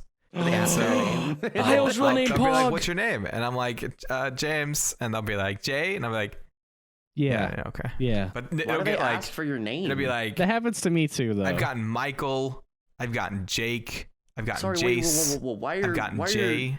Why is Taco Bell asking for your name? It's like for the order. It's usually Chick-fil-A. Yeah. Yeah, Chick-fil-A does that. Oh, okay. I've eaten at Chick-fil-A once. They did do that. I thought that was weird. Burger King does that now, too. One time I went to Chick-fil-A in the States. They were like, "Can I get your name?" And I'm like, "I'm sorry? Like, why? Like, is this a restaurant? Am I on a waiting list?" And you were like, Tatsoomaki. Yeah, I didn't say my real name. But, yeah, I used to, like, spend some time trying to get them to say it right and be like, James. And be like, Jace. And I'd be like, James. And be like, Jay. And I'm like, yeah, whatever. Yeah. Living with I have a hard to pronounce name, so I just accept it. Mm. I can name drop my real name's Reese. It's RHYS. Oh my god, name reveal, Pog. Jason, do you want to reveal your real name? Oh, no. Yo, fucking got him. No. If anyone ever comes into if you come into my stream and say, "Hey, what's up, Reese?" You're banned. But if like I just because my name like it's spelled weird. Anytime it's read, I'm just so used to. Okay, is there a rice here? I'm just like, yeah. Rice. I don't even try. I'm just like, yeah. I don't even bother. It's just fun. Like I'm like, what's the point? Like, yeah. Like this interaction is gonna last 5 minutes at best. I don't care. I eat bags of rice. I don't care. Call me Rice. I eat bags of rice raw. It's fine. Rice. Yeah, that's why I got named that actually after the raw rice I ate on Frolf streams. Oh my god. It's funny because like you say that, and maybe if I had a more difficult to pronounce name, I'd feel the way that you do. But I hate when I pronounce someone's name wrong and they like don't fucking tell me. Yeah. If it's someone I'm like friends with, I'll tell them. Like it happens to me at work a lot because I'll just I'm a fucking idiot, and so I'll say someone's name wrong, not knowing that I'm pronouncing it wrong, and then they let me call them that for like months, and then they get more comfortable. I can't. I hate. They get more comfortable, and they go, or someone else will tell me, "Hey, you're pronouncing this name wrong," and I go, "What the fuck? Why didn't you tell me?" I don't know. Is it because you're like a boss? Maybe it might be, but like, yeah, I think that's it. But to me, it's like fucking, it's your name. Like, tell me, fucker. Let people know. I think, yeah. I whenever, and again, maybe this comes with the territory of having a weirdly spelt name, but I always like, whenever I meet like, and Andrea or Andrea. I'm always like, okay, well, do you pronounce it this way or this way? And just so like I try to bring it up when I meet them. Mm-hmm. Also to help me repeat the name because I can't remember names. I'm so fucking bad at it. I'm terrible Literally, at names. I have to. Someone will tell me their name and I will repeat it out loud to myself like 4 or 5 times because I'm like, I'm not gonna remember your name otherwise. I'm not like. At my internship, in my program, I have to do like groups and group counseling. And so I'll always open group, even if like I've been doing the group for a while. I'll be like, okay, we're gonna check in. Like, give me your name and give me this. And, like, listen to this stuff. And they're like, I've told you my name 20 times, James. It's part of the process. It's not because I forgot your name. It's part of the process. Yeah, no. And they know my name. Do the kids call you by your first name? Yeah. Oh, okay. I guess that makes sense. You're not like a teacher. So. I mean, they don't call him Bio-Roxas, Tatsu. What the fuck? Hey, Bio. Excuse me. Go to the session. Mr. Bio-Roxas. Mr. Vigilis Gaming. Mr. Vigilis. I was presenting at my school because I had done that charity organization. And I was presenting at it to like the new incoming class, right? I was like, yeah, I do this on Twitch, and we raised like this much money and all this stuff. And someone was like, what's your Twitch? And I was like, no. Yeah. I wouldn't want to do that, dude. I hate when people ask me about it, dude. Well, the thing is, for us, it's like someone will ask me what my Twitch name is, right? Because I play with like a ton of different people. We have on Destiny. We have a clan on Destiny. So there's tons of people that I'll meet for like the first time, and I'll be like, okay, guys, I'm gonna go stream. I'll be back. I'll be like, oh, you stream? What's your Twitch? And I'll be like, okay, well, like Super Mario. Like it becomes this whole explanation, right? It's okay. So SpikeGhetti, right? Okay, SpikeGhetti. Okay, do you know Super Mario Bros? Okay, you're basically gonna combine those, right? They're like, oh, okay, Super Spaghetti Bros. Okay, okay, but that's not actually it. It's Super SpikeGhetti Bros. So I instead like that they jump ahead of you and they're like, oh, so like this. You're like, no, okay. So that's literally. I've had that conversation like 20 times, dude. I'm pretty glad. I when I chose the username, I did mine like Tatsoomaki, but phonetically instead of the U, like double O. Yeah, because I've not seen anyone pronounce it wrong or spell it wrong so far. It's really funny when people think we have like an affinity for spaghetti, though. They're like, oh, I didn't get that. Oh, when are you guys gonna eat spaghetti live on stream? Like stuff people say stuff really like happen? that. Oh yeah, dude. And I just go, dude, I just thought it was spaghetti because spaghetti's weird. And so now what will happen is our brother who lives in Alaska, he'll like say shit like that on purpose because he knows it triggers me. He'll be like, I can't wait till the live spaghetti eating stream. And I'm like, motherfucker. Oh man. Yeah, I was gonna say that when you first start streaming, I feel like I don't know. I had like the weirdest like comments come into my chat, like when I just like streamed to like a couple people. Oh yeah. I don't know. It made me so uncomfortable when I first started. I remember some of those still, like to this day. What some you got? Someone told me about like. Oh, man, I don't remember. I think it's because they think because you're like smaller. They're like, I can say whatever I want here. Right. Like, no. I think they were telling me about like their fetish or something. And I was like, okay, your experiences are not universal. Hold on. Wait a minute. Wait, I did not get that. I was talking about the guy who was like, you picked the wrong struggle bet. Like I was talking about something like you that. also get you'll get people that are just like really weird. I remember someone came to my chat, and they were like, hey, when can I be mod? And I was like, huh? I don't know you. And then he like started to like micro mod in the chat, and I was like, bruh, what? He's like, just make me mod, doing? And I was like, no. Like no, especially not now. My chat still does that, but I think it's like mostly jokes. Dude, like people will be like, if this happens, I get mod. And I'm like, I'm sorry, what power do you think you like? Maybe where's this coming from? So I think it's 50-50 probably for you, Tatsu. Yeah, it's probably half and half. Half of my chat wants to be banned. Half my chat also wants to get Twitch modded. Where like for a while there was like just bots everywhere talking about like follow this website. I don't get it's gotten a lot better. No, it's they've cracked I get like down maybe on that. one every month. It feels like. I was gonna say maybe you guys are bigger than us, but we still get weird fucking comments. Like you guys are weird though. You guys are a little weird though. Like there was the guy. Someone was talking. No, okay, go ahead. There was the guy who we were playing Hyrule Warriors, and I was like, Zelda doesn't seem like Zelda's character was designed for one-on-one battles. She's like more fighting bosses. She's more for fighting like big groups because she has all these big splash attacks and all this stuff. Yeah. And this guy goes, "You're just mad because you'll never have sex with a girl like Zelda." Holy fuck! And I said, "What?" And Jesus I said, Christ. Well, Zelda's a fictional character. She doesn't exist. And he said, you guys do get some real fucking weirdos in your chat. He said, often. That's why I said like Zelda. There's like the faster pants.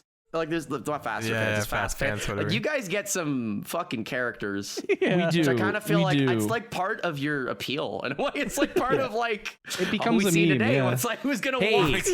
You guys should kiss. alleyway now. You guys should kiss. You guys should kiss. Wait a minute, I'm beginning to think these guys are brothers. Well, and like, was it the brother part in their name that gave you the fucking hit? Jesus Christ! I think the best part about it is that like because this happens so often, like all the regulars in chat, like no one is ever mean. Like everyone just always just joking around about it, right? Mm-hmm. I know. So they'll take it and they'll just run with it. Like people are like, you guys should kiss, and everyone else in chat is like, oh yeah. Like, yeah. Everybody uses their channel points to highlight the message, and it just says kiss. Yeah, I know. Just says kiss. Thousands of channel points. And they're like, make a kiss redeem. I go, no, you can't do that on Twitch. Like I can't make a kiss redeem. What the fuck? We'll get banned. We'll get banned. He's so fun. Even if you did it as a joke, like a 10 billion points, I think you'd still get in trouble. Yeah. and then part of the thing is too, like people will like get us to talk about some deplorable shit because like that's normal for us, but like we try not to as much. And then like Bio will rate us with his wholesome ass stream. I was about to say Bio.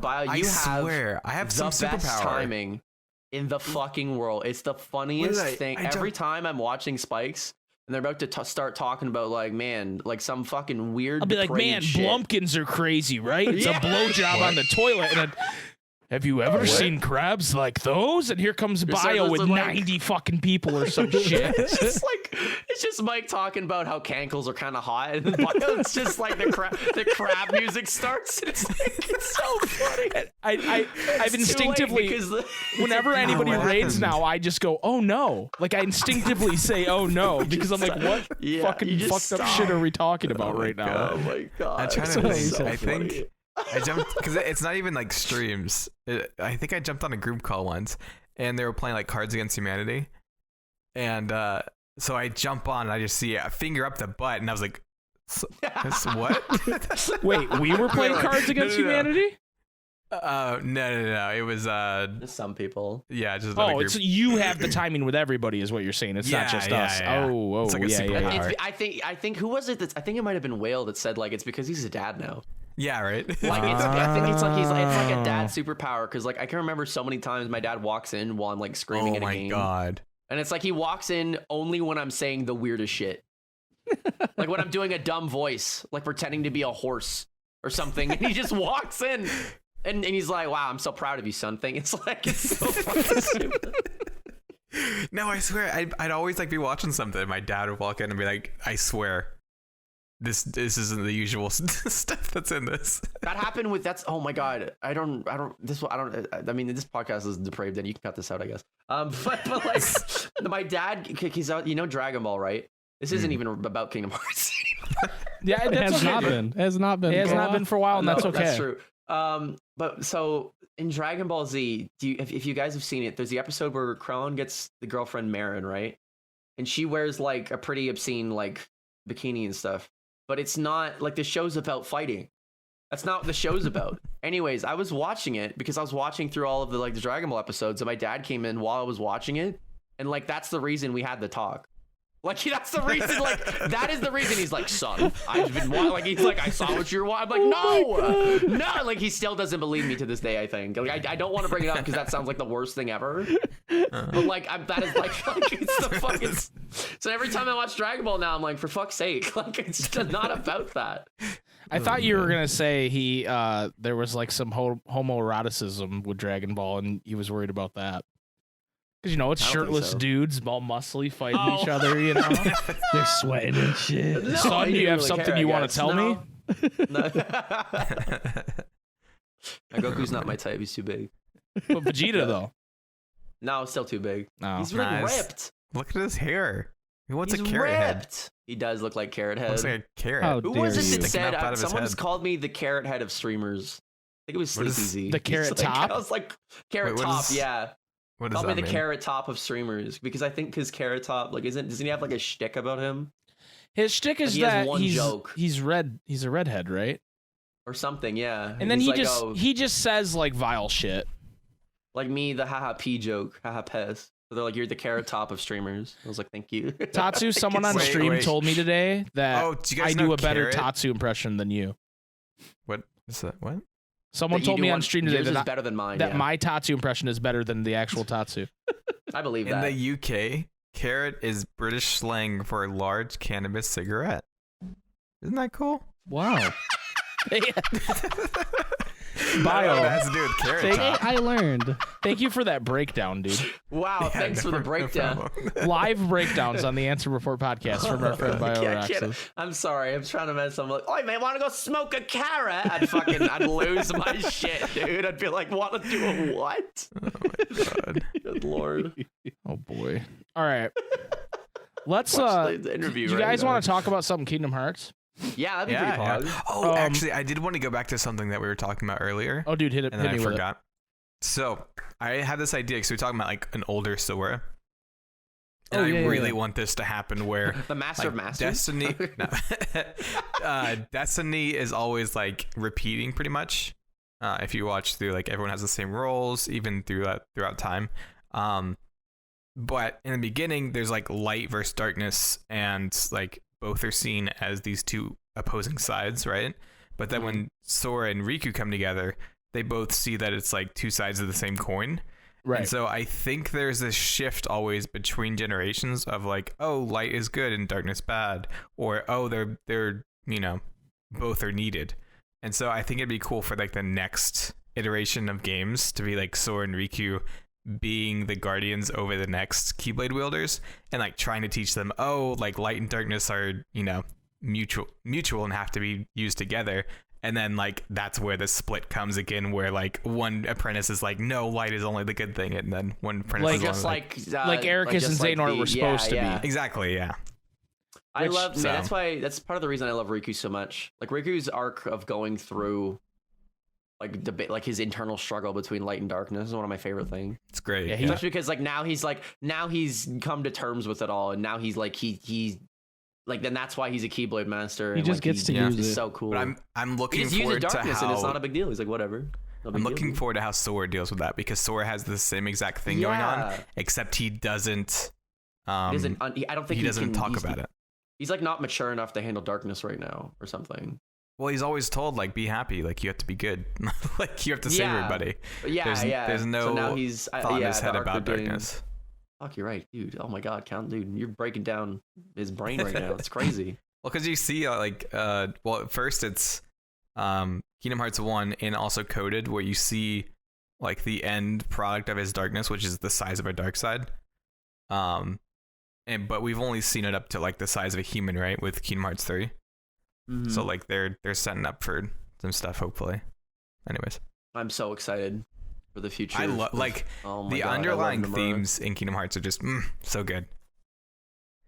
So spicy. I like I'm so, Kingdom Hearts. I still want them, like, if they were to do, I kind of want them to do some crazy shit where they just release a Verum Rex game. But they don't treat it like it's anything Kingdom Hearts related. Like they just release it as its own game, but at the end of that game, I think what you're describing so is the Nomura cut of Final Fantasy 15. Yeah. probably is that out or is that going to be a thing? Yeah, they're releasing the Snyder cut, dude. So they need to release the Nomura cut. Okay? Yeah, that's why I'm asking, man. Yeah, they need to do it. I'm gonna start the I movement. wish, man. on I feel Twitter. like maybe that's why they. Well, that's not why they kicked him off of it, but that'd be so cool. Just like what a fucking fun way to tie some certain things together. It pissed a lot of people off, but I think I'm here for it. I don't care. Yeah, but people are pissed off at him no matter what. Like I saw somebody say. They were raging about the. Oh, I can't talk about this. Never mind, Tatsu. Right. Oh, what is it? The Nothing. Dark Road stuff? No. Don't worry about it. The remake trailer. It's Dark Road stuff. They showed a new character and they were just complaining about this character's design. Man, no, Nomura's at it again, and it's I like shut ratioed the the fuck crap up. out of that guy. I ratioed him so hard. Yeah, that guy was a dick. Oh, fuck that guy. So it's stuff about. So there was a certain I'm not gonna lie, design. I have not been on there's a Twitter since the state of play. Like I gotta tell you, Tatsu, but I'm just not following anyone. I'm just watching like Mario videos because I'm like that's pretty far away. When I say it's like spoilery, like. It's not. Just say it's a design that people thought Nomura made, but it's not actually. He didn't make it, but someone was like, "Oh my god, look at this awful design!" And people were like, first off, this design is like so tame, and second off, Nomura didn't even do it." So, like, dumb. but about the trailer, Tatsu. The only thing I've got, I know Tifa, not Tifa. I think I saw a thumbnail with Yuffie in it. But I'm not sure. Yeah, I know that, and I don't know much. I don't think I know anything else. So, but I know people are interested to see my reaction to it, so I'm trying to intentionally stay away from it. Tatsu, do you remember when we watched that Smash where they revealed Sephiroth, and I was like, "Oh my god, don't and they look." just went into It's not as bad as that. It's not, to me. It's not that like the new like stuff they're talking about is spoilery. It's that they show scenes from remake that you haven't gotten to yet. That's what's spoilery about the trailer. Okay. To me, I don't think. No, if he saw some of those things, that's what I'm saying. He shouldn't watch it because of that. Yeah. I don't think the thing that we're talking about with the design is not spoilery. I'm guessing because they're other bringing up scenes they show. Yeah, they show scenes. They show scenes from the game. They go straight from the end of the remake going into what's going to happen next, probably. Yeah. Anyways, Kingdom Hearts. Let's not. Yeah. Sorry, I love. No. I don't want to dance around the topic and then accidentally be like, oh, and also scared. this, and then be like, you're so scared. Yeah. Forget I said that, dude. I can't believe they dropped Sephiroth too. It's nuts. Yeah, dude. Sephiroth too. That's nuts. Can you believe they made Sephiroth a Nazi? They put a hat on him. That's crazy. Just a shirtless Sephiroth, but with a hat in black and white. Bio's like, that's a Nazi right there. He might look like a Nazi, dude. To be fair, that might actually look like a Nazi. Well, I mean, that's just Underground, isn't it? Underground or Deep Ground. They're basically just fucking Midgar Nazis. Dude, are you talking about like extended Final Fantasy VII? Oh, okay. It's not extended, unfortunately, but it is. I need to get I still need to learn more about that because Dirge explained it so terribly. But Sleep Easy's like, no, I promise this is good lore. Dude, don't listen to Sleep Easy, okay? Yeah, don't listen to. You should have listened to us in the first place and never played Dirge of Cerberus. No, I'm still glad I did. No, you're not. No, I want to play it. I'm still glad. Well, hey, now the that you're jukeboxes in from FF7 it, remake. The jukeboxes in FF7 remake are the jukeboxes from Dirge. Oh my god, what lore? Yeah. You would have been so lost without that. Shut up. You would have really missed out, dude. The lore. Aren't you glad you raged for hours to see the same jukeboxes? See that would be a game that you play on beginner and just blast through for the story. I don't think I did. I think I played on normal. That would be a game that you watch the cutscenes on YouTube and still regret the time. Even you then, did. the cutscenes are the worst part of it. Literally, I was like, I like the gameplay, but the cutscenes are ass. But it's like the gameplay. It's like in Cage or like any Kingdom Hearts game, they give you the 1-2-3 hit combo, and you're like, oh, this is fun. I'm excited to see how they build on it, and then they do. Dirge is like that if they didn't. They just didn't. If they didn't build on it, they're like, Right. here's your 1-2-3. That's it. That's the whole game. Have fun. It's a bad game. Enjoy. By the way, here's a story that makes no fucking sense. Yep. Anyways, Kingdom Hearts. Sounds like you had fun, dude. So, I guess regret it. I want to ask you guys about Union Cross and Dark Road ending. I was about to bring that up. Yeah.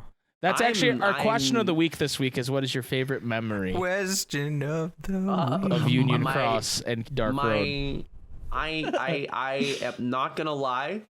I'm kind of super glad. Like, I feel bad because I know a lot of people enjoy it, but like, I like that it's gonna be condensed into this thing that you can, like, they're gonna make a thing where it's just like the story viewer mode. Like, you don't need to fucking do all that stuff, which I'm here for entirely, because I'm like, that is like, every piece of Kingdom Hearts lore is pretty fucking important lore, especially with the upcoming arc that they're building around the foretellers and everything. I need an MMO. I need it. Like I don't know. I want it. Like, I wish they would have done like an FF14 kind of thing, but I do not think the audience is there. I think it is. For Kingdom Hearts. Yeah. Think about but think about the audience for Kingdom Hearts compared to the audience for Final Fantasy VII. An MMO, the gameplay style of an MMO fits much better into the gameplay style that Final Fantasy fans are used to.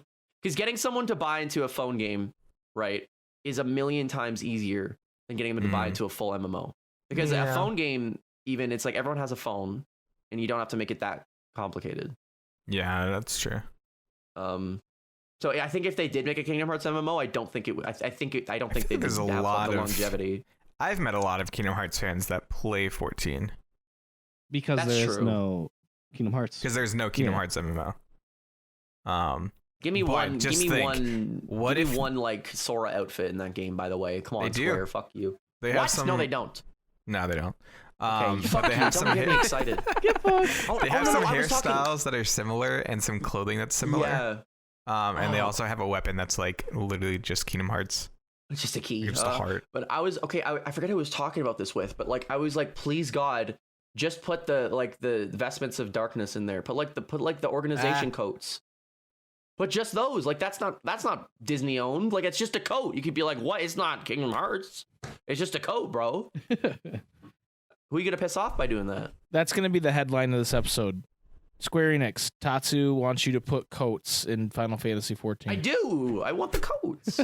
Coats. Give the man coats. Advent Cloud. If there was one, I would definitely be playing it. You know what I mean? Okay, like, but if they turned, what if they turned Union Cross into like a Genshin clone? I feel like people would be super into that. Yeah, I prefer that over what they have now. But I've never Genshin. I think. You know what? No, I think if Genshin had a story or characters I cared about, I'd play it. I'd actually like it. But Genshin, like, for me, I was like, this is fun, but all of this world and everything feels like generic anime fantasy to me. People have been like digging into the stories, and it's like there's some like really dark undertones to that game. Oh no, I'm sure. I just couldn't. It didn't hook me. Yeah. It's unfortunate. One thing that I think that's a great point, Bio, because if you had it where, okay, they have all these fighting styles for these different characters. You have the different fighting styles of the characters in, but then you also have like the elements, like in Genshin, and that's already something that's kind of in Kingdom Hearts through like the mobile games. Yeah, like yo, Myra. This is pulsing flame, but it does water damage. But like, you get what I mean? Like, they already have things that have elemental damage to them. And like water being strong against fire, vice versa. You could have something like that where it's like, yo, here's a dungeon with a bunch of water cores. Make sure you have your flame Sora, your flame Riku, like all this type of shit. Fire Riku. Yeah. Does Aqua have any water magic in KH3? Yeah. She does? Okay. I was about to be like, huge oversight if they did. No, I don't know how they I think she only uses I know Roxas fire, does. Thunder, and Blizzard. I don't think she has any water magic. I think Roxas has water. Kairi has water. Kairi has all the magic. Oh, you know what? She doesn't. But in 0.2, she does. Yeah. Water? There's no water in 0.2. No. Yes, there's. No, there's not. Uh-huh. Water magic? And no, there's not. Yeah, there is. Are you talking about when they like data mined it? Oh, that's what I'm thinking of. You're right. Yeah, there's no I was like, what the fuck? You're I was right. like, they data mined it and saw that they were originally going to have water in there, and then they didn't. And everybody's like, is there going to be water in KH3? And then it was. Water. Which I liked because there wasn't too much utility with magic in Kingdom Hearts 3. It's all just damage. Right? Well, that's how everything kind of ended up being. Hold on. There's some utility. You can ride the Blizzard rail. Yeah. Yo, okay, yeah, no, that's true. You can use arrow to skip I didn't get the silly tangled stuff. In the pirate section where you have to chase down Jack's boat, I felt like I always used ice. I used Blizzard, and I'm like, I felt so fucking smart. That was so cool. No, I'm like, I could just and then water has crazy iframes. Fire and thunder are strictly just damage for sure. Yeah. No, that's what I was gonna say. They've always been that. There was some utility, but like, I feel like there's no utility because everything just turns into just like huge amounts of damage by the end of the game. Yeah. But yeah, I think if there was like a Genshin type thing where like, hey, this enemy is a fire enemy, he takes reduced damage to pretty much anything that's not water, like I think that would be cool. And to have different versions of the different characters I think would be cool. And there's so many different characters that you could pull from as well. I just want some kind of Kingdom Hearts game where I can play online that isn't the Mirage Arena. You can party up with your friends in Melody of Memory. No, you can't. No, you can't. Your friends? No, I don't know who this fucker is. Literally, I had reached out to so many people of like, hey, let's collab and do some things when it comes out, and then it came out, and I was like, nope, just kidding. What's crazy about that is it's so upsetting that they did that. I don't understand.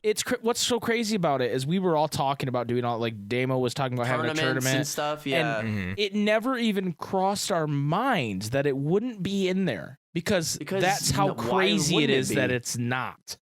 That's so insane to me, and like I just don't understand their strategy with that game in general. I can understand co-op because the whole point of like the battle the latency system and is stuff. You don't like latency doesn't matter because all you're doing is sending each other the numbers you've gotten. Right, co-op makes sense to me. In sync. Like co-op, I get. Right, but for fuck's sake. Well, their strategy overall with that game is very weird. It's like, no, we're not going to do any DLC. Everybody I've talked to has literally been like, please fucking do DLC. Yeah. I mean, people were hype about Remind, and Remind's great, but I didn't hear people like begging for. You know what I mean? Like, it's just like this is like the one game we actually want you to like fucking nickel and dime us for songs. You know what I mean? I'd buy like a pack of 10 songs for like $5. Like and Nomira's just like, no, we don't want to do that.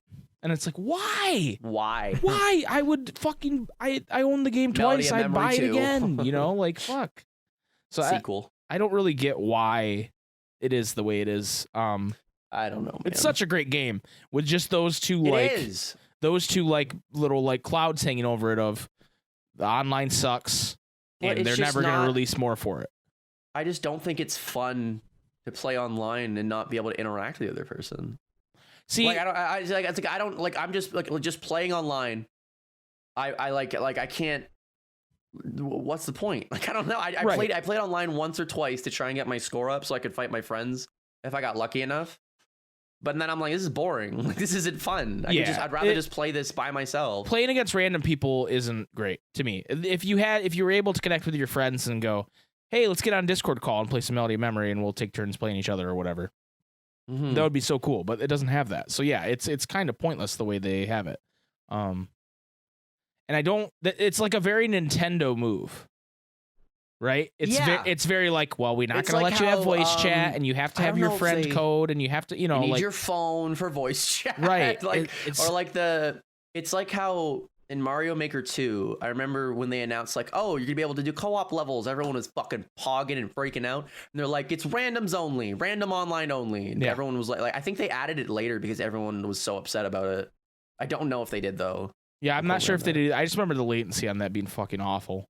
Yeah. That's every Nintendo game. Yeah. It's so weird because it's like they try to act like it's something that's, especially Nintendo, I feels like that type of thing is just, there's no way it could be done. Well, there's no excuse for it anymore. There's not. Yeah. If you're going to release a game, a AAA title game at a full $60 in the States, what? Like, why would you not do something as simple as just like... And I'm not a game developer by any... I don't know anything about... I mean, maybe Water can help with this, but like, I feel like it's harder to find random people to go against than it is if I put in, hey, Tatsu and I are friends on PlayStation 4. I want to play with him. Don't you think that would be harder to do random people? Because I'm trying to imagine them testing this, right? There's no way they tested this without like direct connection. Yeah. They must have tested the online through through direct connection, and then they added the random thing after. So it probably already was a thing. Like they just needed to add like a UI for menu, it and make it user friendly. Or I guess the only thing I've heard people say is PlayStation has that built in. Oh, you could boost your rank, but the rank doesn't even fucking matter. So it's just don't. I just don't turn off ranks. Right, exactly. Because do casual matches right. Or just have it be the rank that you are against the CPU. Who fucking cares? Like, it doesn't have to be the number. It could be like you're plat 1 or whatever. It doesn't fucking actually matter. Like, what the fuck? Mm-hmm. I'm a professional Melody and Memory. I'm signed to Team Liquid, and I'm a professional Melody and Memory player. Like, does the ranking matter? No. If you talk to some of the people that play it online, it matters. Well, it obviously dude, they're matters. They're gonna get signed by Cloud9, dude. They're nuts. Yeah, but the way you get points in that game is so depressing. It's because you get 9 points when you win, and then when you lose, don't you lose like 100? It depends on the rank of the person you're going against, but yeah. You lose a lot if you're way lower ranked. Like, we played against Lucian, who isn't that the guy who always I've heard that name. Yeah, he's got a repertoire. Yeah, he's got like 4,000 points or some shit, right? Yeah, the Legend 47. Like, Yeah, I've heard of them from different people streaming Melody and Memory. They're like, yo, this fucker. Like, he beat us. Normally, like when you lose, even if they're like a couple hundred above you, you still lose like a decent amount, right? We lost like 2 points. It's like so ridiculous. We were talking about it with him because he joined the chat after like he realized he was playing us, and he was like, "Yeah, it really doesn't make sense because it's terrible because he gains 2 points to play a song for like 4 minutes, and he has thousands, so it literally does nothing except waste his time." And then on the off chance he loses, like something happened, his controller died, the fucking internet went out or some shit, right? Like, or he went up against me because I'm good. He would lose hours of playtime, like worth of stuff, because of the matchmaking. So it's just like, throw up. Why does why put all these resources into matchmaking? Like, nobody cares about that shit. Well, the honestly. problem is, like, I don't understand. The only thing that playing with your friends would do is make the matchmaking have more longevity. Because the matchmaking in that game was dead on arrival, pretty much. Well, it would have been even worse because we wouldn't have done the online matchmaking. We would have just queued and played with people on stream. Right, but even then, it's like, you're still playing the game. That's true. Also, like, wouldn't you like, if it had online where you could play against people, you're telling me there still wouldn't be things going on, like Whale would even be like, oh, Friday nights I play against you guys or something. Like, you know what I mean? Yeah. Like, it's like it feels like they're actively trying to go around adding longevity to the title. Well, and they're like, okay, so you got your rhythm game, settle down, gamers. Yeah. I mean, there's something to say about wanting to get better and having different avenues to get better, but it's not that type of game. Like, for example, like I play League of Legends and I pay attention to the pro scene. There's no counterplay. There isn't that. You just play the game. Like, it's just learning to adapt to the tricks and shit. Right. If they're on at all, like, it's just there's no counterplay. Yeah, I mean, there is something to say about like having ways to get better at the game. Right. And one of the biggest things that like is happening in League of Legends is one of these pro players during the off season was hosting all these in-houses, right? And and the point of it was to try and make the top players in North America better who aren't pro players, right? But what they'll do is they'll have a couple pro players on each team, so then these players can get better and then hopefully potentially become pros in the future or figure out if they want to, like stuff like that. And a lot of like teams will scout from those as well, right? And some people are like, this is stupid. How are you making the region better by making the matchmaking take longer? Because now instead of being in the ranked queue, now they're in these in-houses. They're taking out of, like, they're not even playing in the actual region pretty much anymore, right? Right. But the idea is that you play in these private matches. Like, for example, if I'm playing against Preferred Whale, shout outs to Preferred Whale, my favorite Melody of Memory streamer. She's scary good. And she bodies me, right? We're playing and she bodies me. If I want to get better, I can then go and have that mentality to want to get better and play against randoms and do all this other stuff. And that's the idea, is that you have a great time playing against your friends or other people who are really good. And then that makes you want to get better and go play against randoms. Right. And the same thing happens in Smash. It's the same with fighting thing. Games. Yeah. Well, it's like I don't get excited about beating up random players unless it's like, oh, that play was hype, etc.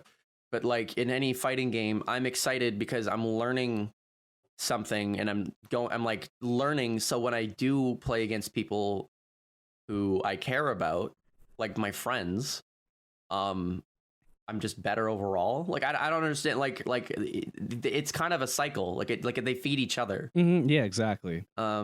So if they really cared about the ranked system and wanted it to be that type of game, I think that's like a huge oversight. It's really weird because the game it wasn't supposed to have story, but it has story. Like they added the story. They slapped it on at the end. Like the story leading up is like nothing. It's supposed to just be like a fun arcade game, at the end. But it has ranked. But it's not a fun arcade game and that you can't play with your friends. It's a really weird game of trying to be things it's not, but saying that it's weird. In a weird way, of all the Kingdom Hearts games, it feels the most like a side game. Yeah, for sure.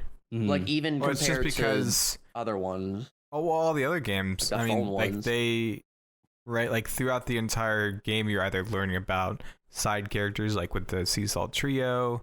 You're learning like a different side of story with Chain of Memories. You're learning Recoded something. even. You're learning about like data and how that affects Destiny. Right, and even like Recoded and Chain of Memories, they're like basically recaps of the first game, but you are also getting story along with it. But in Melody and Memory, it's just like recap lore. Yeah, and it would have been great. It would have been like 20 times better if they gave Kyrie's perspective, and that was what I was hoping for. They really did because because that was the exciting thing. It was like, oh, it's Kyrie, we're gonna hear her side of everything, right? Like I would have loved to hear like what she was feeling when she was inside Sora in KH1, or like how she was feeling when she forgot Sora. Like that would have been just such a great moment to like build out her character a little bit more. Her bodying Xehanort was pretty pog though. Her fucking that was a good fight scene, dude. That was so cool. The cutscenes in general look so much better in that game alone from KH3. Like the animations and everything. They're very snappy. Yeah, like they're just like, ooh, everything feels so satisfying. Right. It looks really good. Bio. Yes. Hi. Hi. Can I ask you about something unrelated? Okay. Can you I mean we're signed up to do it, but can you tell me more about March Caprice? Oh, I'm signed up too. What? Tatsu Pog? Yeah. What do you want me to tell you about? I don't know, man. Maybe there's someone listening that doesn't know anything about it. March Caprice? Yeah. What is it? The month? I don't understand. Okay, let me pull it up. Who is March? Pull up the script. Anyways, Tatsu, what are you doing for March Caprice? Or is that spoilers? I am not gonna lie, it's not really spoilers. I mean, I heard what you guys were doing, and now I feel kind of bummed out about my idea. But I was just going to restart my playthrough, my KH1 level 1 playthrough, because I think I'd be able to like, haha, funny, look how mad he is, and also, with the knowledge I have now, I'd be able to, because there's a lot of people who don't like KH1 level 1. They don't really know the intricacies of it, and I think the intricacies are what make it so cool. So I could actually explain some stuff.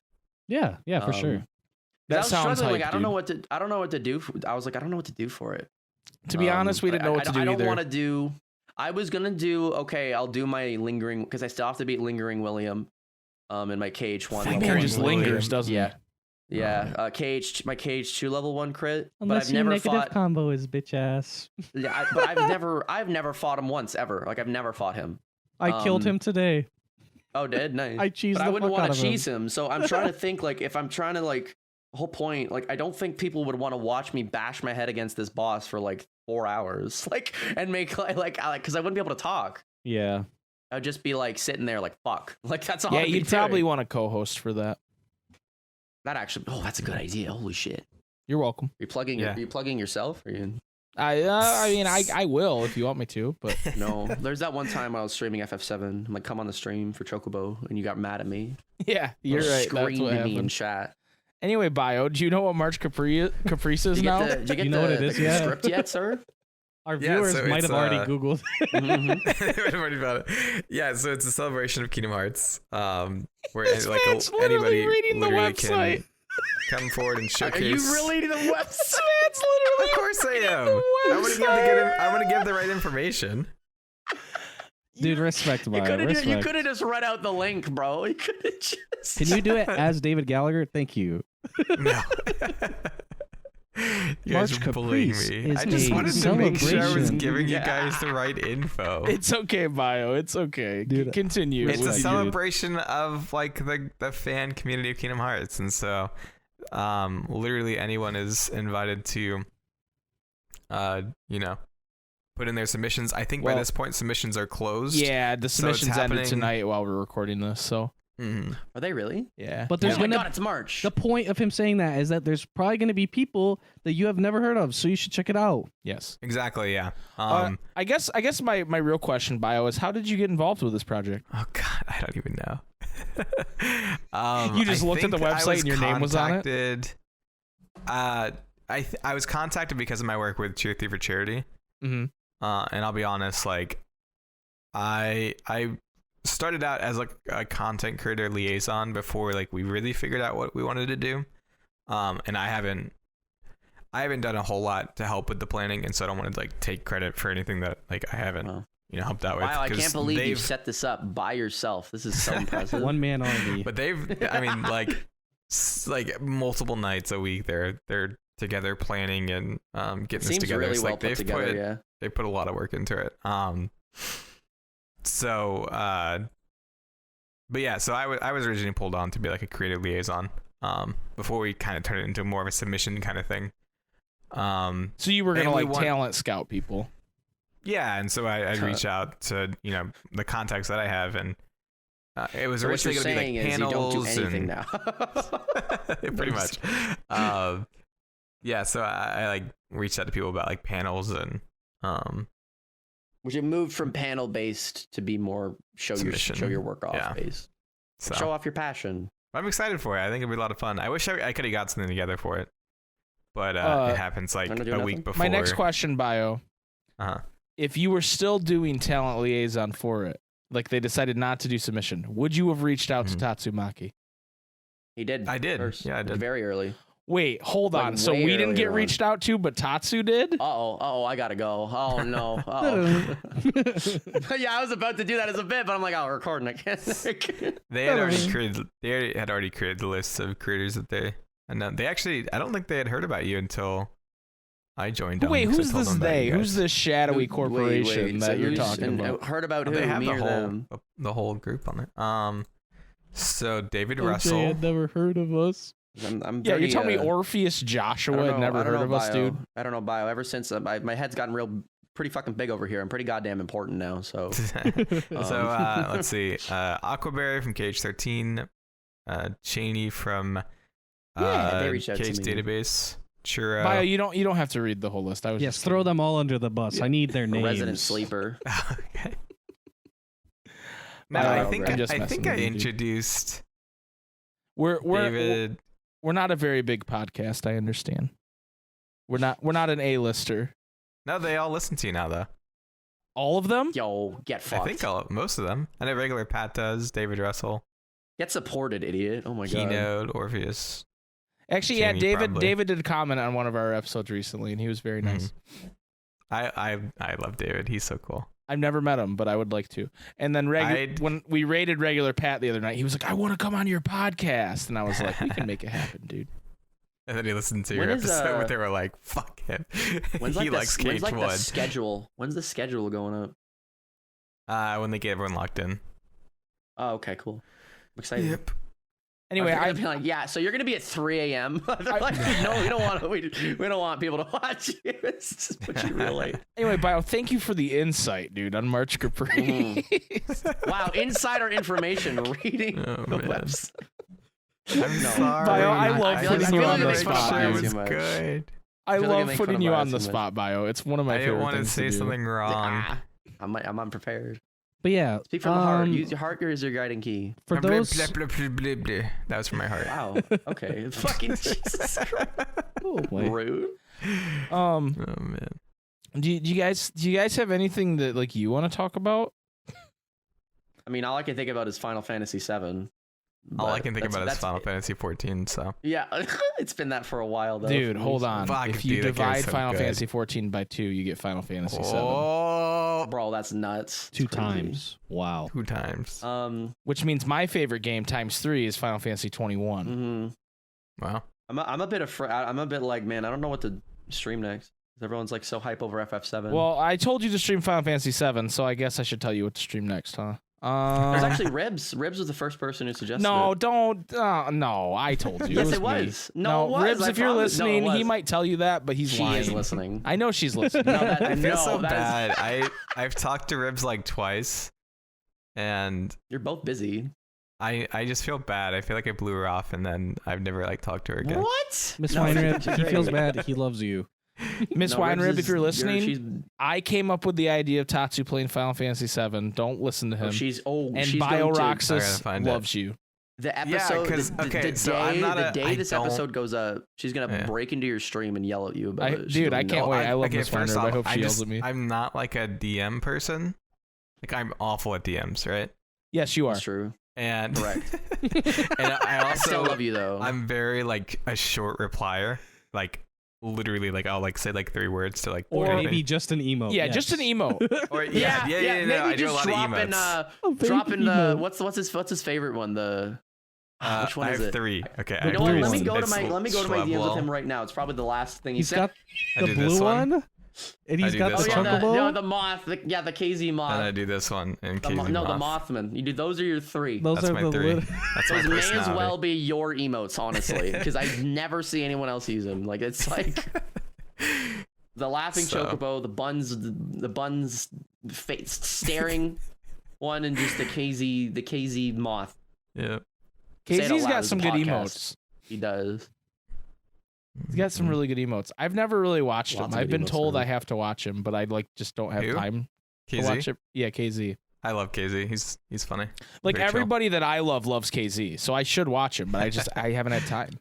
Wait, this KZ the one who anyways. stole our Monka Goof emote, dude? Yeah. That Yeah. motherfucker.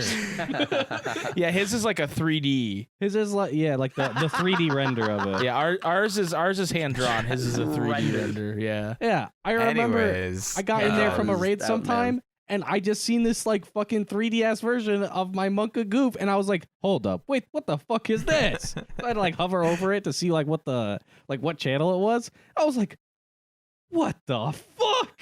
Now they're gonna I'm gonna think look at that this right I now. didn't come Hold up on. with it when I did.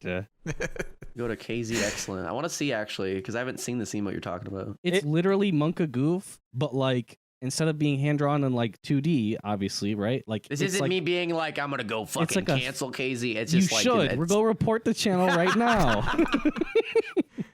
Oh my god.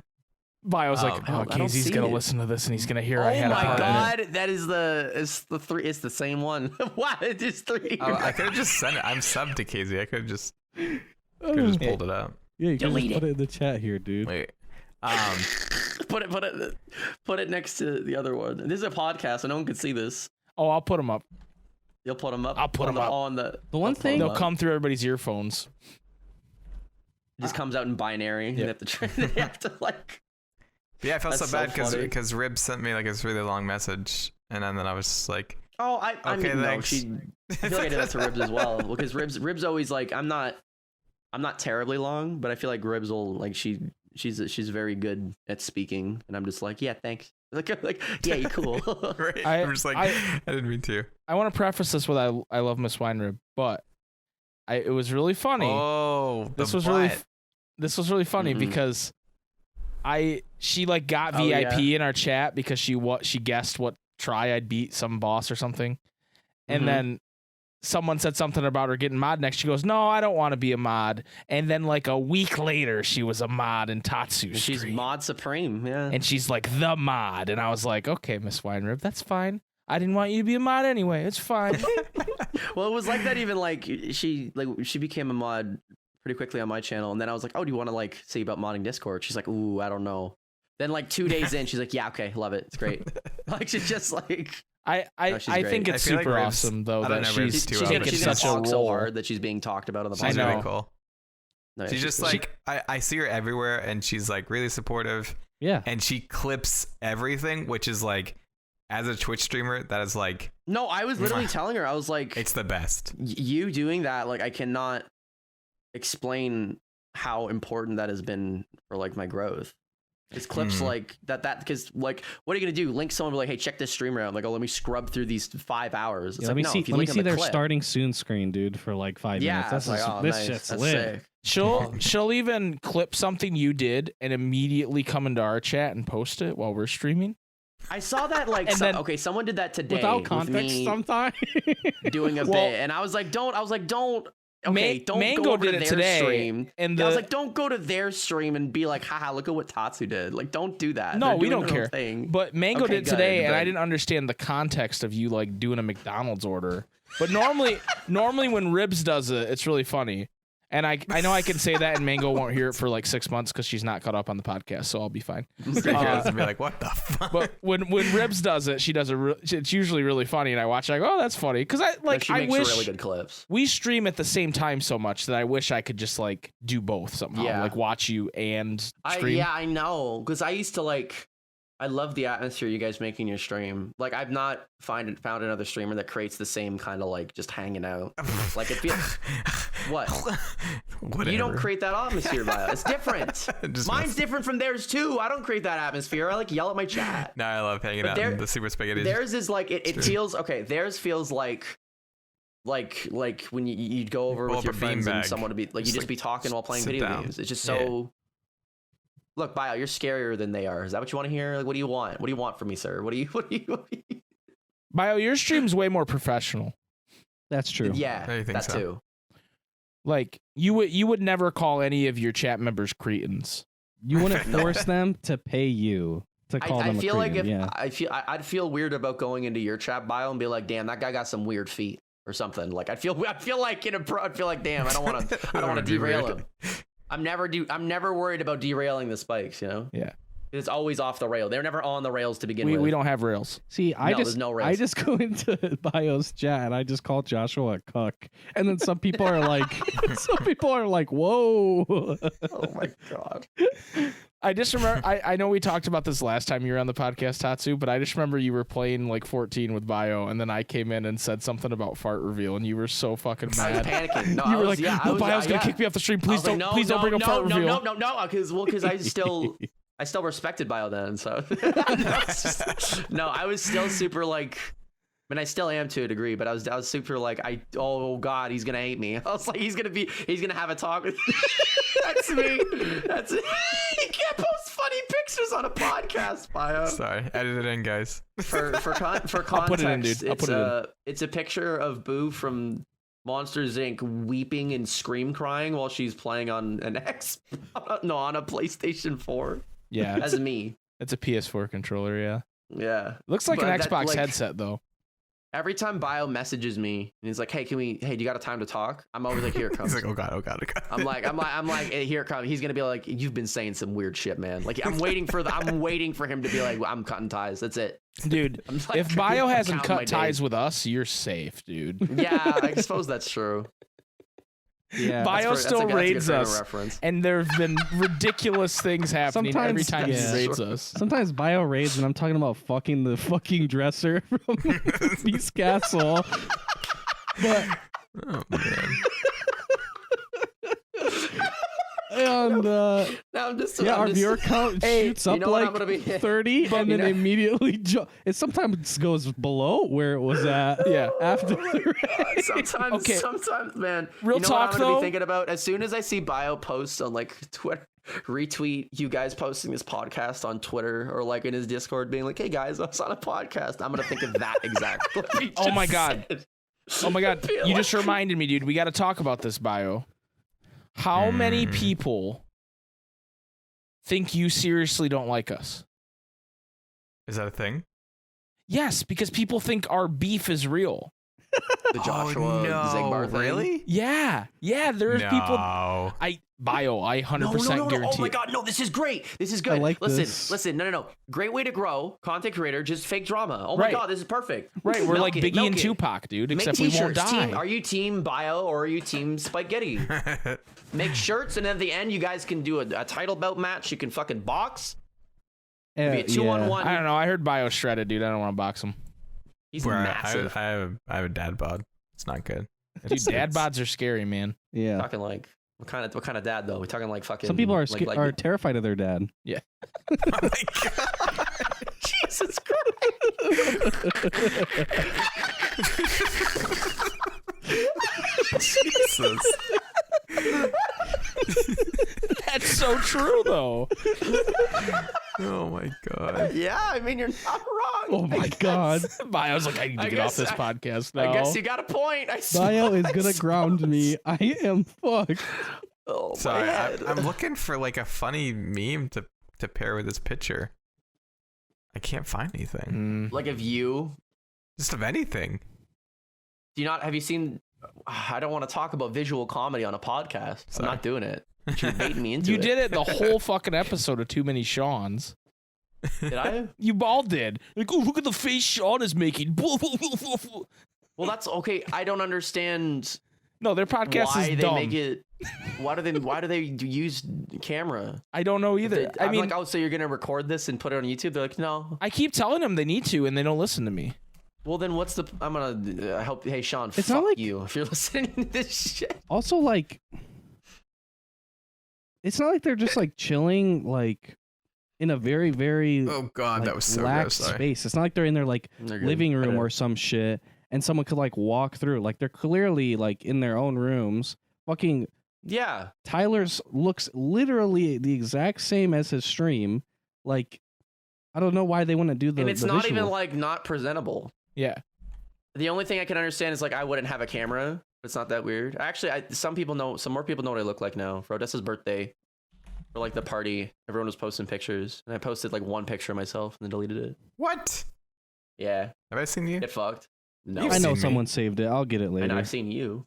No, I was hope try- I not. was Tatsu, I know what you showing, look like, dude. I was Tyler knows what the showing top of my Tatsu- forehead looks like. I was showing Tatsu, I Tatsu already one know of what the you look like, creaky dude. like It's okay. chairs at my work, Mhm. and I was like, hey, I'll just like turn my I camera got on. the front. I got the And then front it just, facing like, yeah, Bio-Roxas. Yeah, Like that's great. mask on, like your head was the entire screen. It was super cool. I was like, wow, there's my hero, ladies and gentlemen. Dude, when either of you do There a he face is, our role reveal, model. when either of you do a face reveal, what you do is you just have a hoodie on, you wear a face mask like when you're out in public, and then you just have like some sunglasses on, dude. You're like, oh, fucking face reveal, dude. This is how I I go think out I'm in actually public. gonna do that. Bio, I didn't you think it do a was face Sean- reveal already?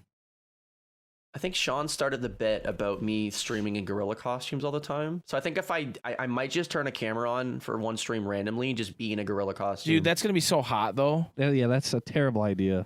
It'd be a 5-minute stream, to be honest. Yeah. Bio, didn't you already do I a just face opened the reveal, window. though? Pretty much. Yeah, did you do that on stream? You haven't. I remember you had the incentive for it, and you never. Did you like? Oh no, I didn't hit that one. Yeah, I didn't think he hit it. Yeah, Oh, what? yeah, it was like It was 250. on purpose. He's like he kept lowering it behind the scene. You know, you can change the values. I think like we were off at, like stream. I think it was like a sub goal like 250. Yeah, I I think we were remember at, you like, were around like 240. 2. Like 248 or something. Bio-Roxas That's close. fans, what are you doing? Wait, you ended at He's 248 fucked, dude. out of 250? No, Look, that's when take it- hey, like fellas. it had been a month, and so it started going back down. Right, What but do you- what do nobody you- what was do you just call like, your- yo, $10 to finish Bio, it. what do you call your followers? The bios, like the what's up bio gang, or what do you call them? Let's say, Bio hey, gang. Hey, you guys. When people hey The you guy guys, says, "Hey, you when people guys." follow you, when people follow you, what do you say? You're like welcome to the The guys. the factory. No. I don't Welcome do to the any of that. dungeon. Like, I what do probably you- should. I don't know. Welcome I to the started doing that. I started laboratory. doing that ironically, like because I think one stream I was just like welcome to the frog hole, and I started laughing really hard about it. Like, but now I just do it. I do it so often that people are like, "Is that actually what you?" I'm like, "No, Dude, I promise." Okay, can I ask a question? Yes. When the fuck are you gonna play Frolf again, dude? I was actually thinking about that today. I want I to do. literally do a second for tournament. months have been solo spamming every time I come into chat. This When used to Frolf. be a Frolf stream, Sage. I like, feel like you're being ironic though. You don't No. actually. You didn't play Frolf the last time. Because I fucking had health issue. Oh my god, I'm sorry. Oh my god, I didn't know. Yeah, dude. Jason was on his deathbed, and I was here. All I did in a Frolf tournament, trying to win the prize money for his medical bills. All I did that like entire week was like sleep, sit in my computer chair, and then I was on Charity for Charity, and that was it. I mean, maybe if That you was didn't the say same That week. wasn't the same week. that was not the same. What? What? Hello? Charity for Charity was like in For the some summer. reason, those things happened in like the same. No, span not of, even like, close. weeks. Not No, even they close. did not. I met Bio after. You think I what? What?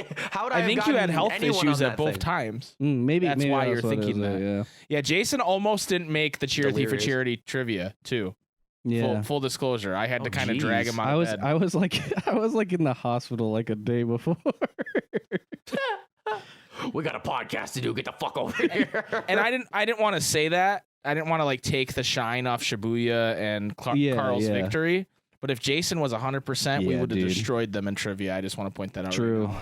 Damn. I would have known I how. love that Lunar Lux was just like he had just driven to like an abandoned car lot in the rain at night. Wait, what? What? He was What is calling the context? He was calling into that trivia I had night. no idea. He like had driven to like some random abandoned car lot because he had just gotten off of work or something, and so it was just like I raining I and thought dark. it was like he chose to do that. Like he drove from his house and he's like, this is a good spot. He needed the It's like ambiance. it's a good Yeah. spot to record. That's super funny. I love Lunar. I can't wait till he's back. Wait, where's he I at? don't think you guys. Huh? He's just been like he just work and Mm. Mm-hmm. Yeah, I haven't. been I busy. haven't seen him stream like in ages. That's true, I guess. Yeah. It's been a while. He's a fun man. He is. But I've been wanting to do another Frolf Kingdom Hearts podcast, right? But I've been wanting to do another like Frolf tournament. I think it wouldn't be. It'd be single elimination because that was too much last time. Yeah. Yeah, I think would if have I were to do it, I would have fucking won, dude. I You don't let know if Odessa I'd come wanna back and open beat up- me. I don't know if I'd want it to be like open, but I think if we were to do it open, like we would just do pools that weren't on stream. That'd be like but it'd be like it'd be a four. Well, free-for-all, I'm not even like saying 4 people. necessarily you have to do like this whole tournament or whatever. I think that's just play it. cool. I think you at least have like an annual Frolf or something like that. I think that's a great idea. I want to do it for charity eventually because But- I think it's ridiculous. Yeah, I think that's a great idea as well. I think you do the no, Frolf I still need it. No. Invitational. Even if you just Kitty play with she's people. the speed runner. I need a 1v1 the speed runner. Like she was in AGDQ and everything. Like she Yeah. was the speed runner for Ribbit King. Yeah. Or even just playing with the boys. Like I think that shit is funny and fun, and like you just do that every once in a while. I won't fucking solo spam. This used to be a fucking Frolf stream. Feels bad, man. Okay, I'll do it if you come on. You know what? Literally next week I'll schedule one. How about that? Next week, because I already have this week scheduled out next week. So probably when this is out, actually, it might actually. There you go, ladies and know when you'll gentlemen. get Look this out. forward to Tatsu's Frolf stream. I played Wow. Frolf in the tournament and had so much fun. You sound super like you didn't. You're like, No, wow, I there you really go, did. guys. Okay. I it's a little weird that Odessa won. I mean, it's fine, but Mhm. Bio, you get your gamer license back, by the way. oh yeah, I saw that. I think you beating Zigbar blindfolded, like if that doesn't get you it, I don't know what does. no, Odessa whooped my ass the second time, so she deserved it. Water He's way too cheated good at that though. game. Water Unknown griefs himself cheater. all the fucking Water time. Why does he hacked do the that in every emulator, game? dude. I love know he Water. did. He had Yeah, him and I talked about it. No way. Well, he wants You're to kidding. do that, and then he wants to link them. So like, you would You're- play. Oh, is that what it is? Rebind? That's So, what like, Rebind is. linking- He wants to link Cage 1 and Cage 2, so you could That's do like a gonna be dual randomizer. awesome. Oh, so wait, you could get Jesus. stuff in Cage 1 that would interact with Cage 2? Yeah, so like you open a You're chest in gonna- Cage you- 1 and you get Valor I'm form. sorry, you hear me hit my fucking desk. That's the coolest fucking thing I've Yeah. ever heard. Yeah. Well, That's- because I love water. Oh my god. him and I, one of the things we first bonded over is we would watch these speed runs of these guys. They're named Oats and Goats and Andy, and they would do a Super Metroid Link to the Past randomizer, but they would in Super Metroid he would like find arrows for Link to the Past and vice versa. And it was so fucking cool. And I said, dude, that'd be so cool if you could do that with KH1 and 2. And he was like, yeah, dude, I can do that. And I was like, really? And he was like, yeah. So he Wouldn't you have to Wouldn't you have to like repatch the ISOs so they could show different items? There's he'd have to. I think he has to write like a program that connects the two. I think that's how because they do that with Ocarina of Time right now too. Like Jason and I could do like a seed where I find items for he him. find items for me and I find items for him, and they That connect. sounds fucking amazing. Yeah, that sounds I so open cool. a chest and there's his fucking light arrows, baby. Right. Like, So that exists right now. I think they usually use some kind of like net code program to do it. But I think the biggest thing he's going to run into is in KH1 you can't open chests in battle. I think you could actually. There'd got to be a way, unless it's like super hard coded into the game. Because I think opening chests, like if you had to fight everything to open a chest, good lord, that would be the worst. That'd be awful. For sure, definitely. Mhm. All right, guys. This is past Bio-Roxas's bedtime, so Old man. I think as much fun as I'm having talking to you guys, we can do this again soon. Yes, please. We're gonna wrap up. Bio, why don't you go first? Why don't you plug what you got going on so the people listening can go check you out? I make videos on YouTube. I tweet some things on Twitter, and I'm on Twitch. And I stream games like Kingdom Hearts and Final Fantasy 14, which is, has a free trial up to level 60, which includes Heaven's Word. Dude, it's actually really good. No, it's good. It's so funny because that's like the meme though. Like you have to say the whole thing when you talk about Final Fantasy 14. There's a free trial up to level 60. Yeah. Okay. That's me. So the what about? Did you say your Twitter? Yeah. Yeah, I tweet on Twitter sometimes. Everything's some, Bio-Roxas, right? It's easy to find. Yeah. Tatsu, what about you, my friend? I stream like pretty much like every day of the week except for like 1 or 2 on Twitch TV/Tatsoomaki. The same. My handle is the same on Twitter. I don't tweet right now, but I probably will be by the time this comes out. Right now, I've been going through. Even last time, I think did I start FF7 by the last stream, or was it? No, it was after that. I did. After that. Yeah, it was after that you started your playthrough. Yeah, but I'm going through. I've played every game in like the FF7 compilation. Like I started with FF7, then I did Crisis Core, then I did Dirge. Unfortunately, I basically played every FF7 game leading up to playing FF7 Remake, and that's what I'm doing right now. It's all been completely fucking blind, which has been like it's one of my favorite game franchises now. So it's a really cool series. It's fucking amazing. Like I'm on one hand, I'm annoyed I didn't play through it earlier, but at the same time, I'm super glad I get to experience it now. But yeah, so I'm going through that. I actually have a VOD channel now because I know a lot of people have been asking for that. Copycat. I'm gonna. We were the first ones to make a VOD channel. Yeah, we know. Ever. But like ever. So I haven't uploaded anything to it yet, but by the time this comes out, there should be mostly FF7 stuff. So it's probably going to be most of my main playthroughs. Nice. I also have a YouTube that I haven't uploaded anything to in like ages, but it's there. There's some cool videos really on there. good ASMR on that channel. Yeah, I apparently. highly suggest Yeah, it. fucking banger of ASMR. Yeah. Oh, that ASMR video got onto like Gibby ASMR. Like it got onto an ASMR channel used YouTube. Do you know that? Jesus.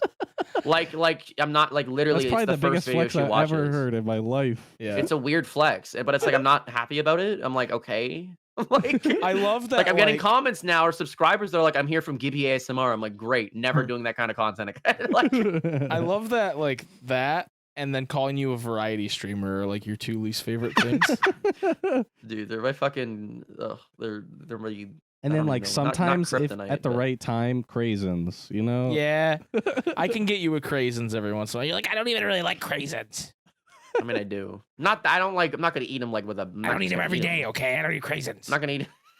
Why? I'm just sitting here eating them by the fistful. Why am I a hobgoblin in your We were impression? talking about this, how I had to cut it out of the podcast, but we were talking about how when you're not around, I always act like you're this like fucking goblin. Because like on stream you kind of are. On stream, but that's part of your like stream personality, But you're really just this really chill, nice, cool dude. But I'm just I feel like that's just like my personality in general, but I think I get riled up because chat says something and I'm like, what is wrong with you? Right. So You match the sends energy. me off. Yeah. I'm like, yeah. Anyways, that's what I'm doing. Mine was way longer. I'm sorry. Anyway, that's what I'm up to. All right, Follow me, I boys. guess. Thank you so much for joining us tonight, man. It was a blast catching up with you guys. We'll have to do it again soon. I love Thank you, both of Bio, you dearly. for stealing my episode. For crashing your For podcast. crashing the podcast. Bio, you can No, crash I love you, anytime, Bio. dude. Bio, I love you. You're great. I appreciate you. Wow. Okay, I can't. You're not allowed. I can say that. You can't say that though. I just almost. Why? That was. Is that disgusting? I don't know. No, it's not disgusting. It's like I look It's up to you in a lot of Tatsumaki. ways. He So says it's like, I'm oh my gonna god, you puke can't. all the Whoa, time. settle down. Okay. Bio, I don't think Tatsu owns puking, dude. It's okay. You can say it. But pissing? copyrighted I already said it. Pissing? Don't say that. No, that's my It's- thing. That's trademarked. That's trademark. The TM. first time Bio is swore. Anyway, sorry, I'm dragging this out. And your podcast, I guess. Okay, well, we are ending the podcast here. Thank you, everybody, for listening and watching. Thank you again, Bio and Tatsu, for coming on. Next week, we will be back with episode 107. Wait, is that right? I always fuck this up. Is that really right? Oh, shit. I always have to look. This happens every podcast, and we haven't Did recorded. you guys do anything special for episode 13? Yeah, we ranked the 13. Dude, fake fan. We ranked the 13. I can't fucking believe you, dude. Sorry. The 13 I feel like I barely watch organization anything members. now. That's it. I'm The only fucking. time I watch stuff is when I'm going to bed. Like it's the I'm only fucking time. going back through and just editing out Tatsu, dude. the Fuck whole, this the whole shit. thing.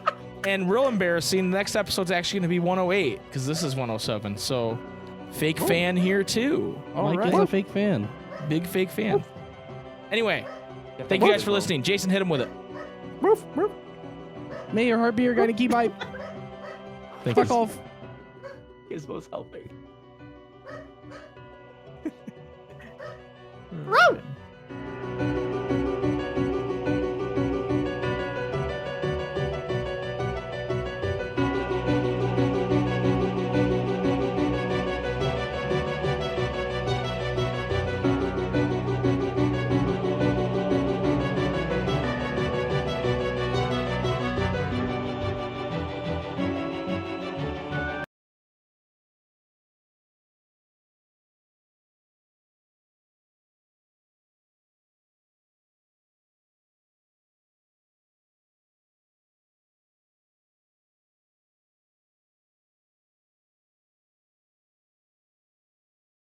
Y'all seen The Lighthouse? Good movie. Anyways, This is this is like, okay, Tatsu. Bruh, I I'm know you were watching The just on Fullmetal Too Many Alchemist. Sean's, dude. But I need you to bring a different level of Lighthouse. conversation than that, dude. What are you Is this a talking good about? movie? Hello? This looks like. It's a good movie, yeah. Oh, I thought it was about like Nazis or something. No, what the fuck? It's about What? lighthouses. There are 0% Nazis in that movie. Not I even know, like a no, little bit. I'm I mean, Willem blind. Dafoe just I don't kind of even looks think like a so. Very- Nazi. No, I don't even just think saw they bring I up saw a really small Germany. thumbnail, and then I just saw hats with a symbol on it, and I thought it was the.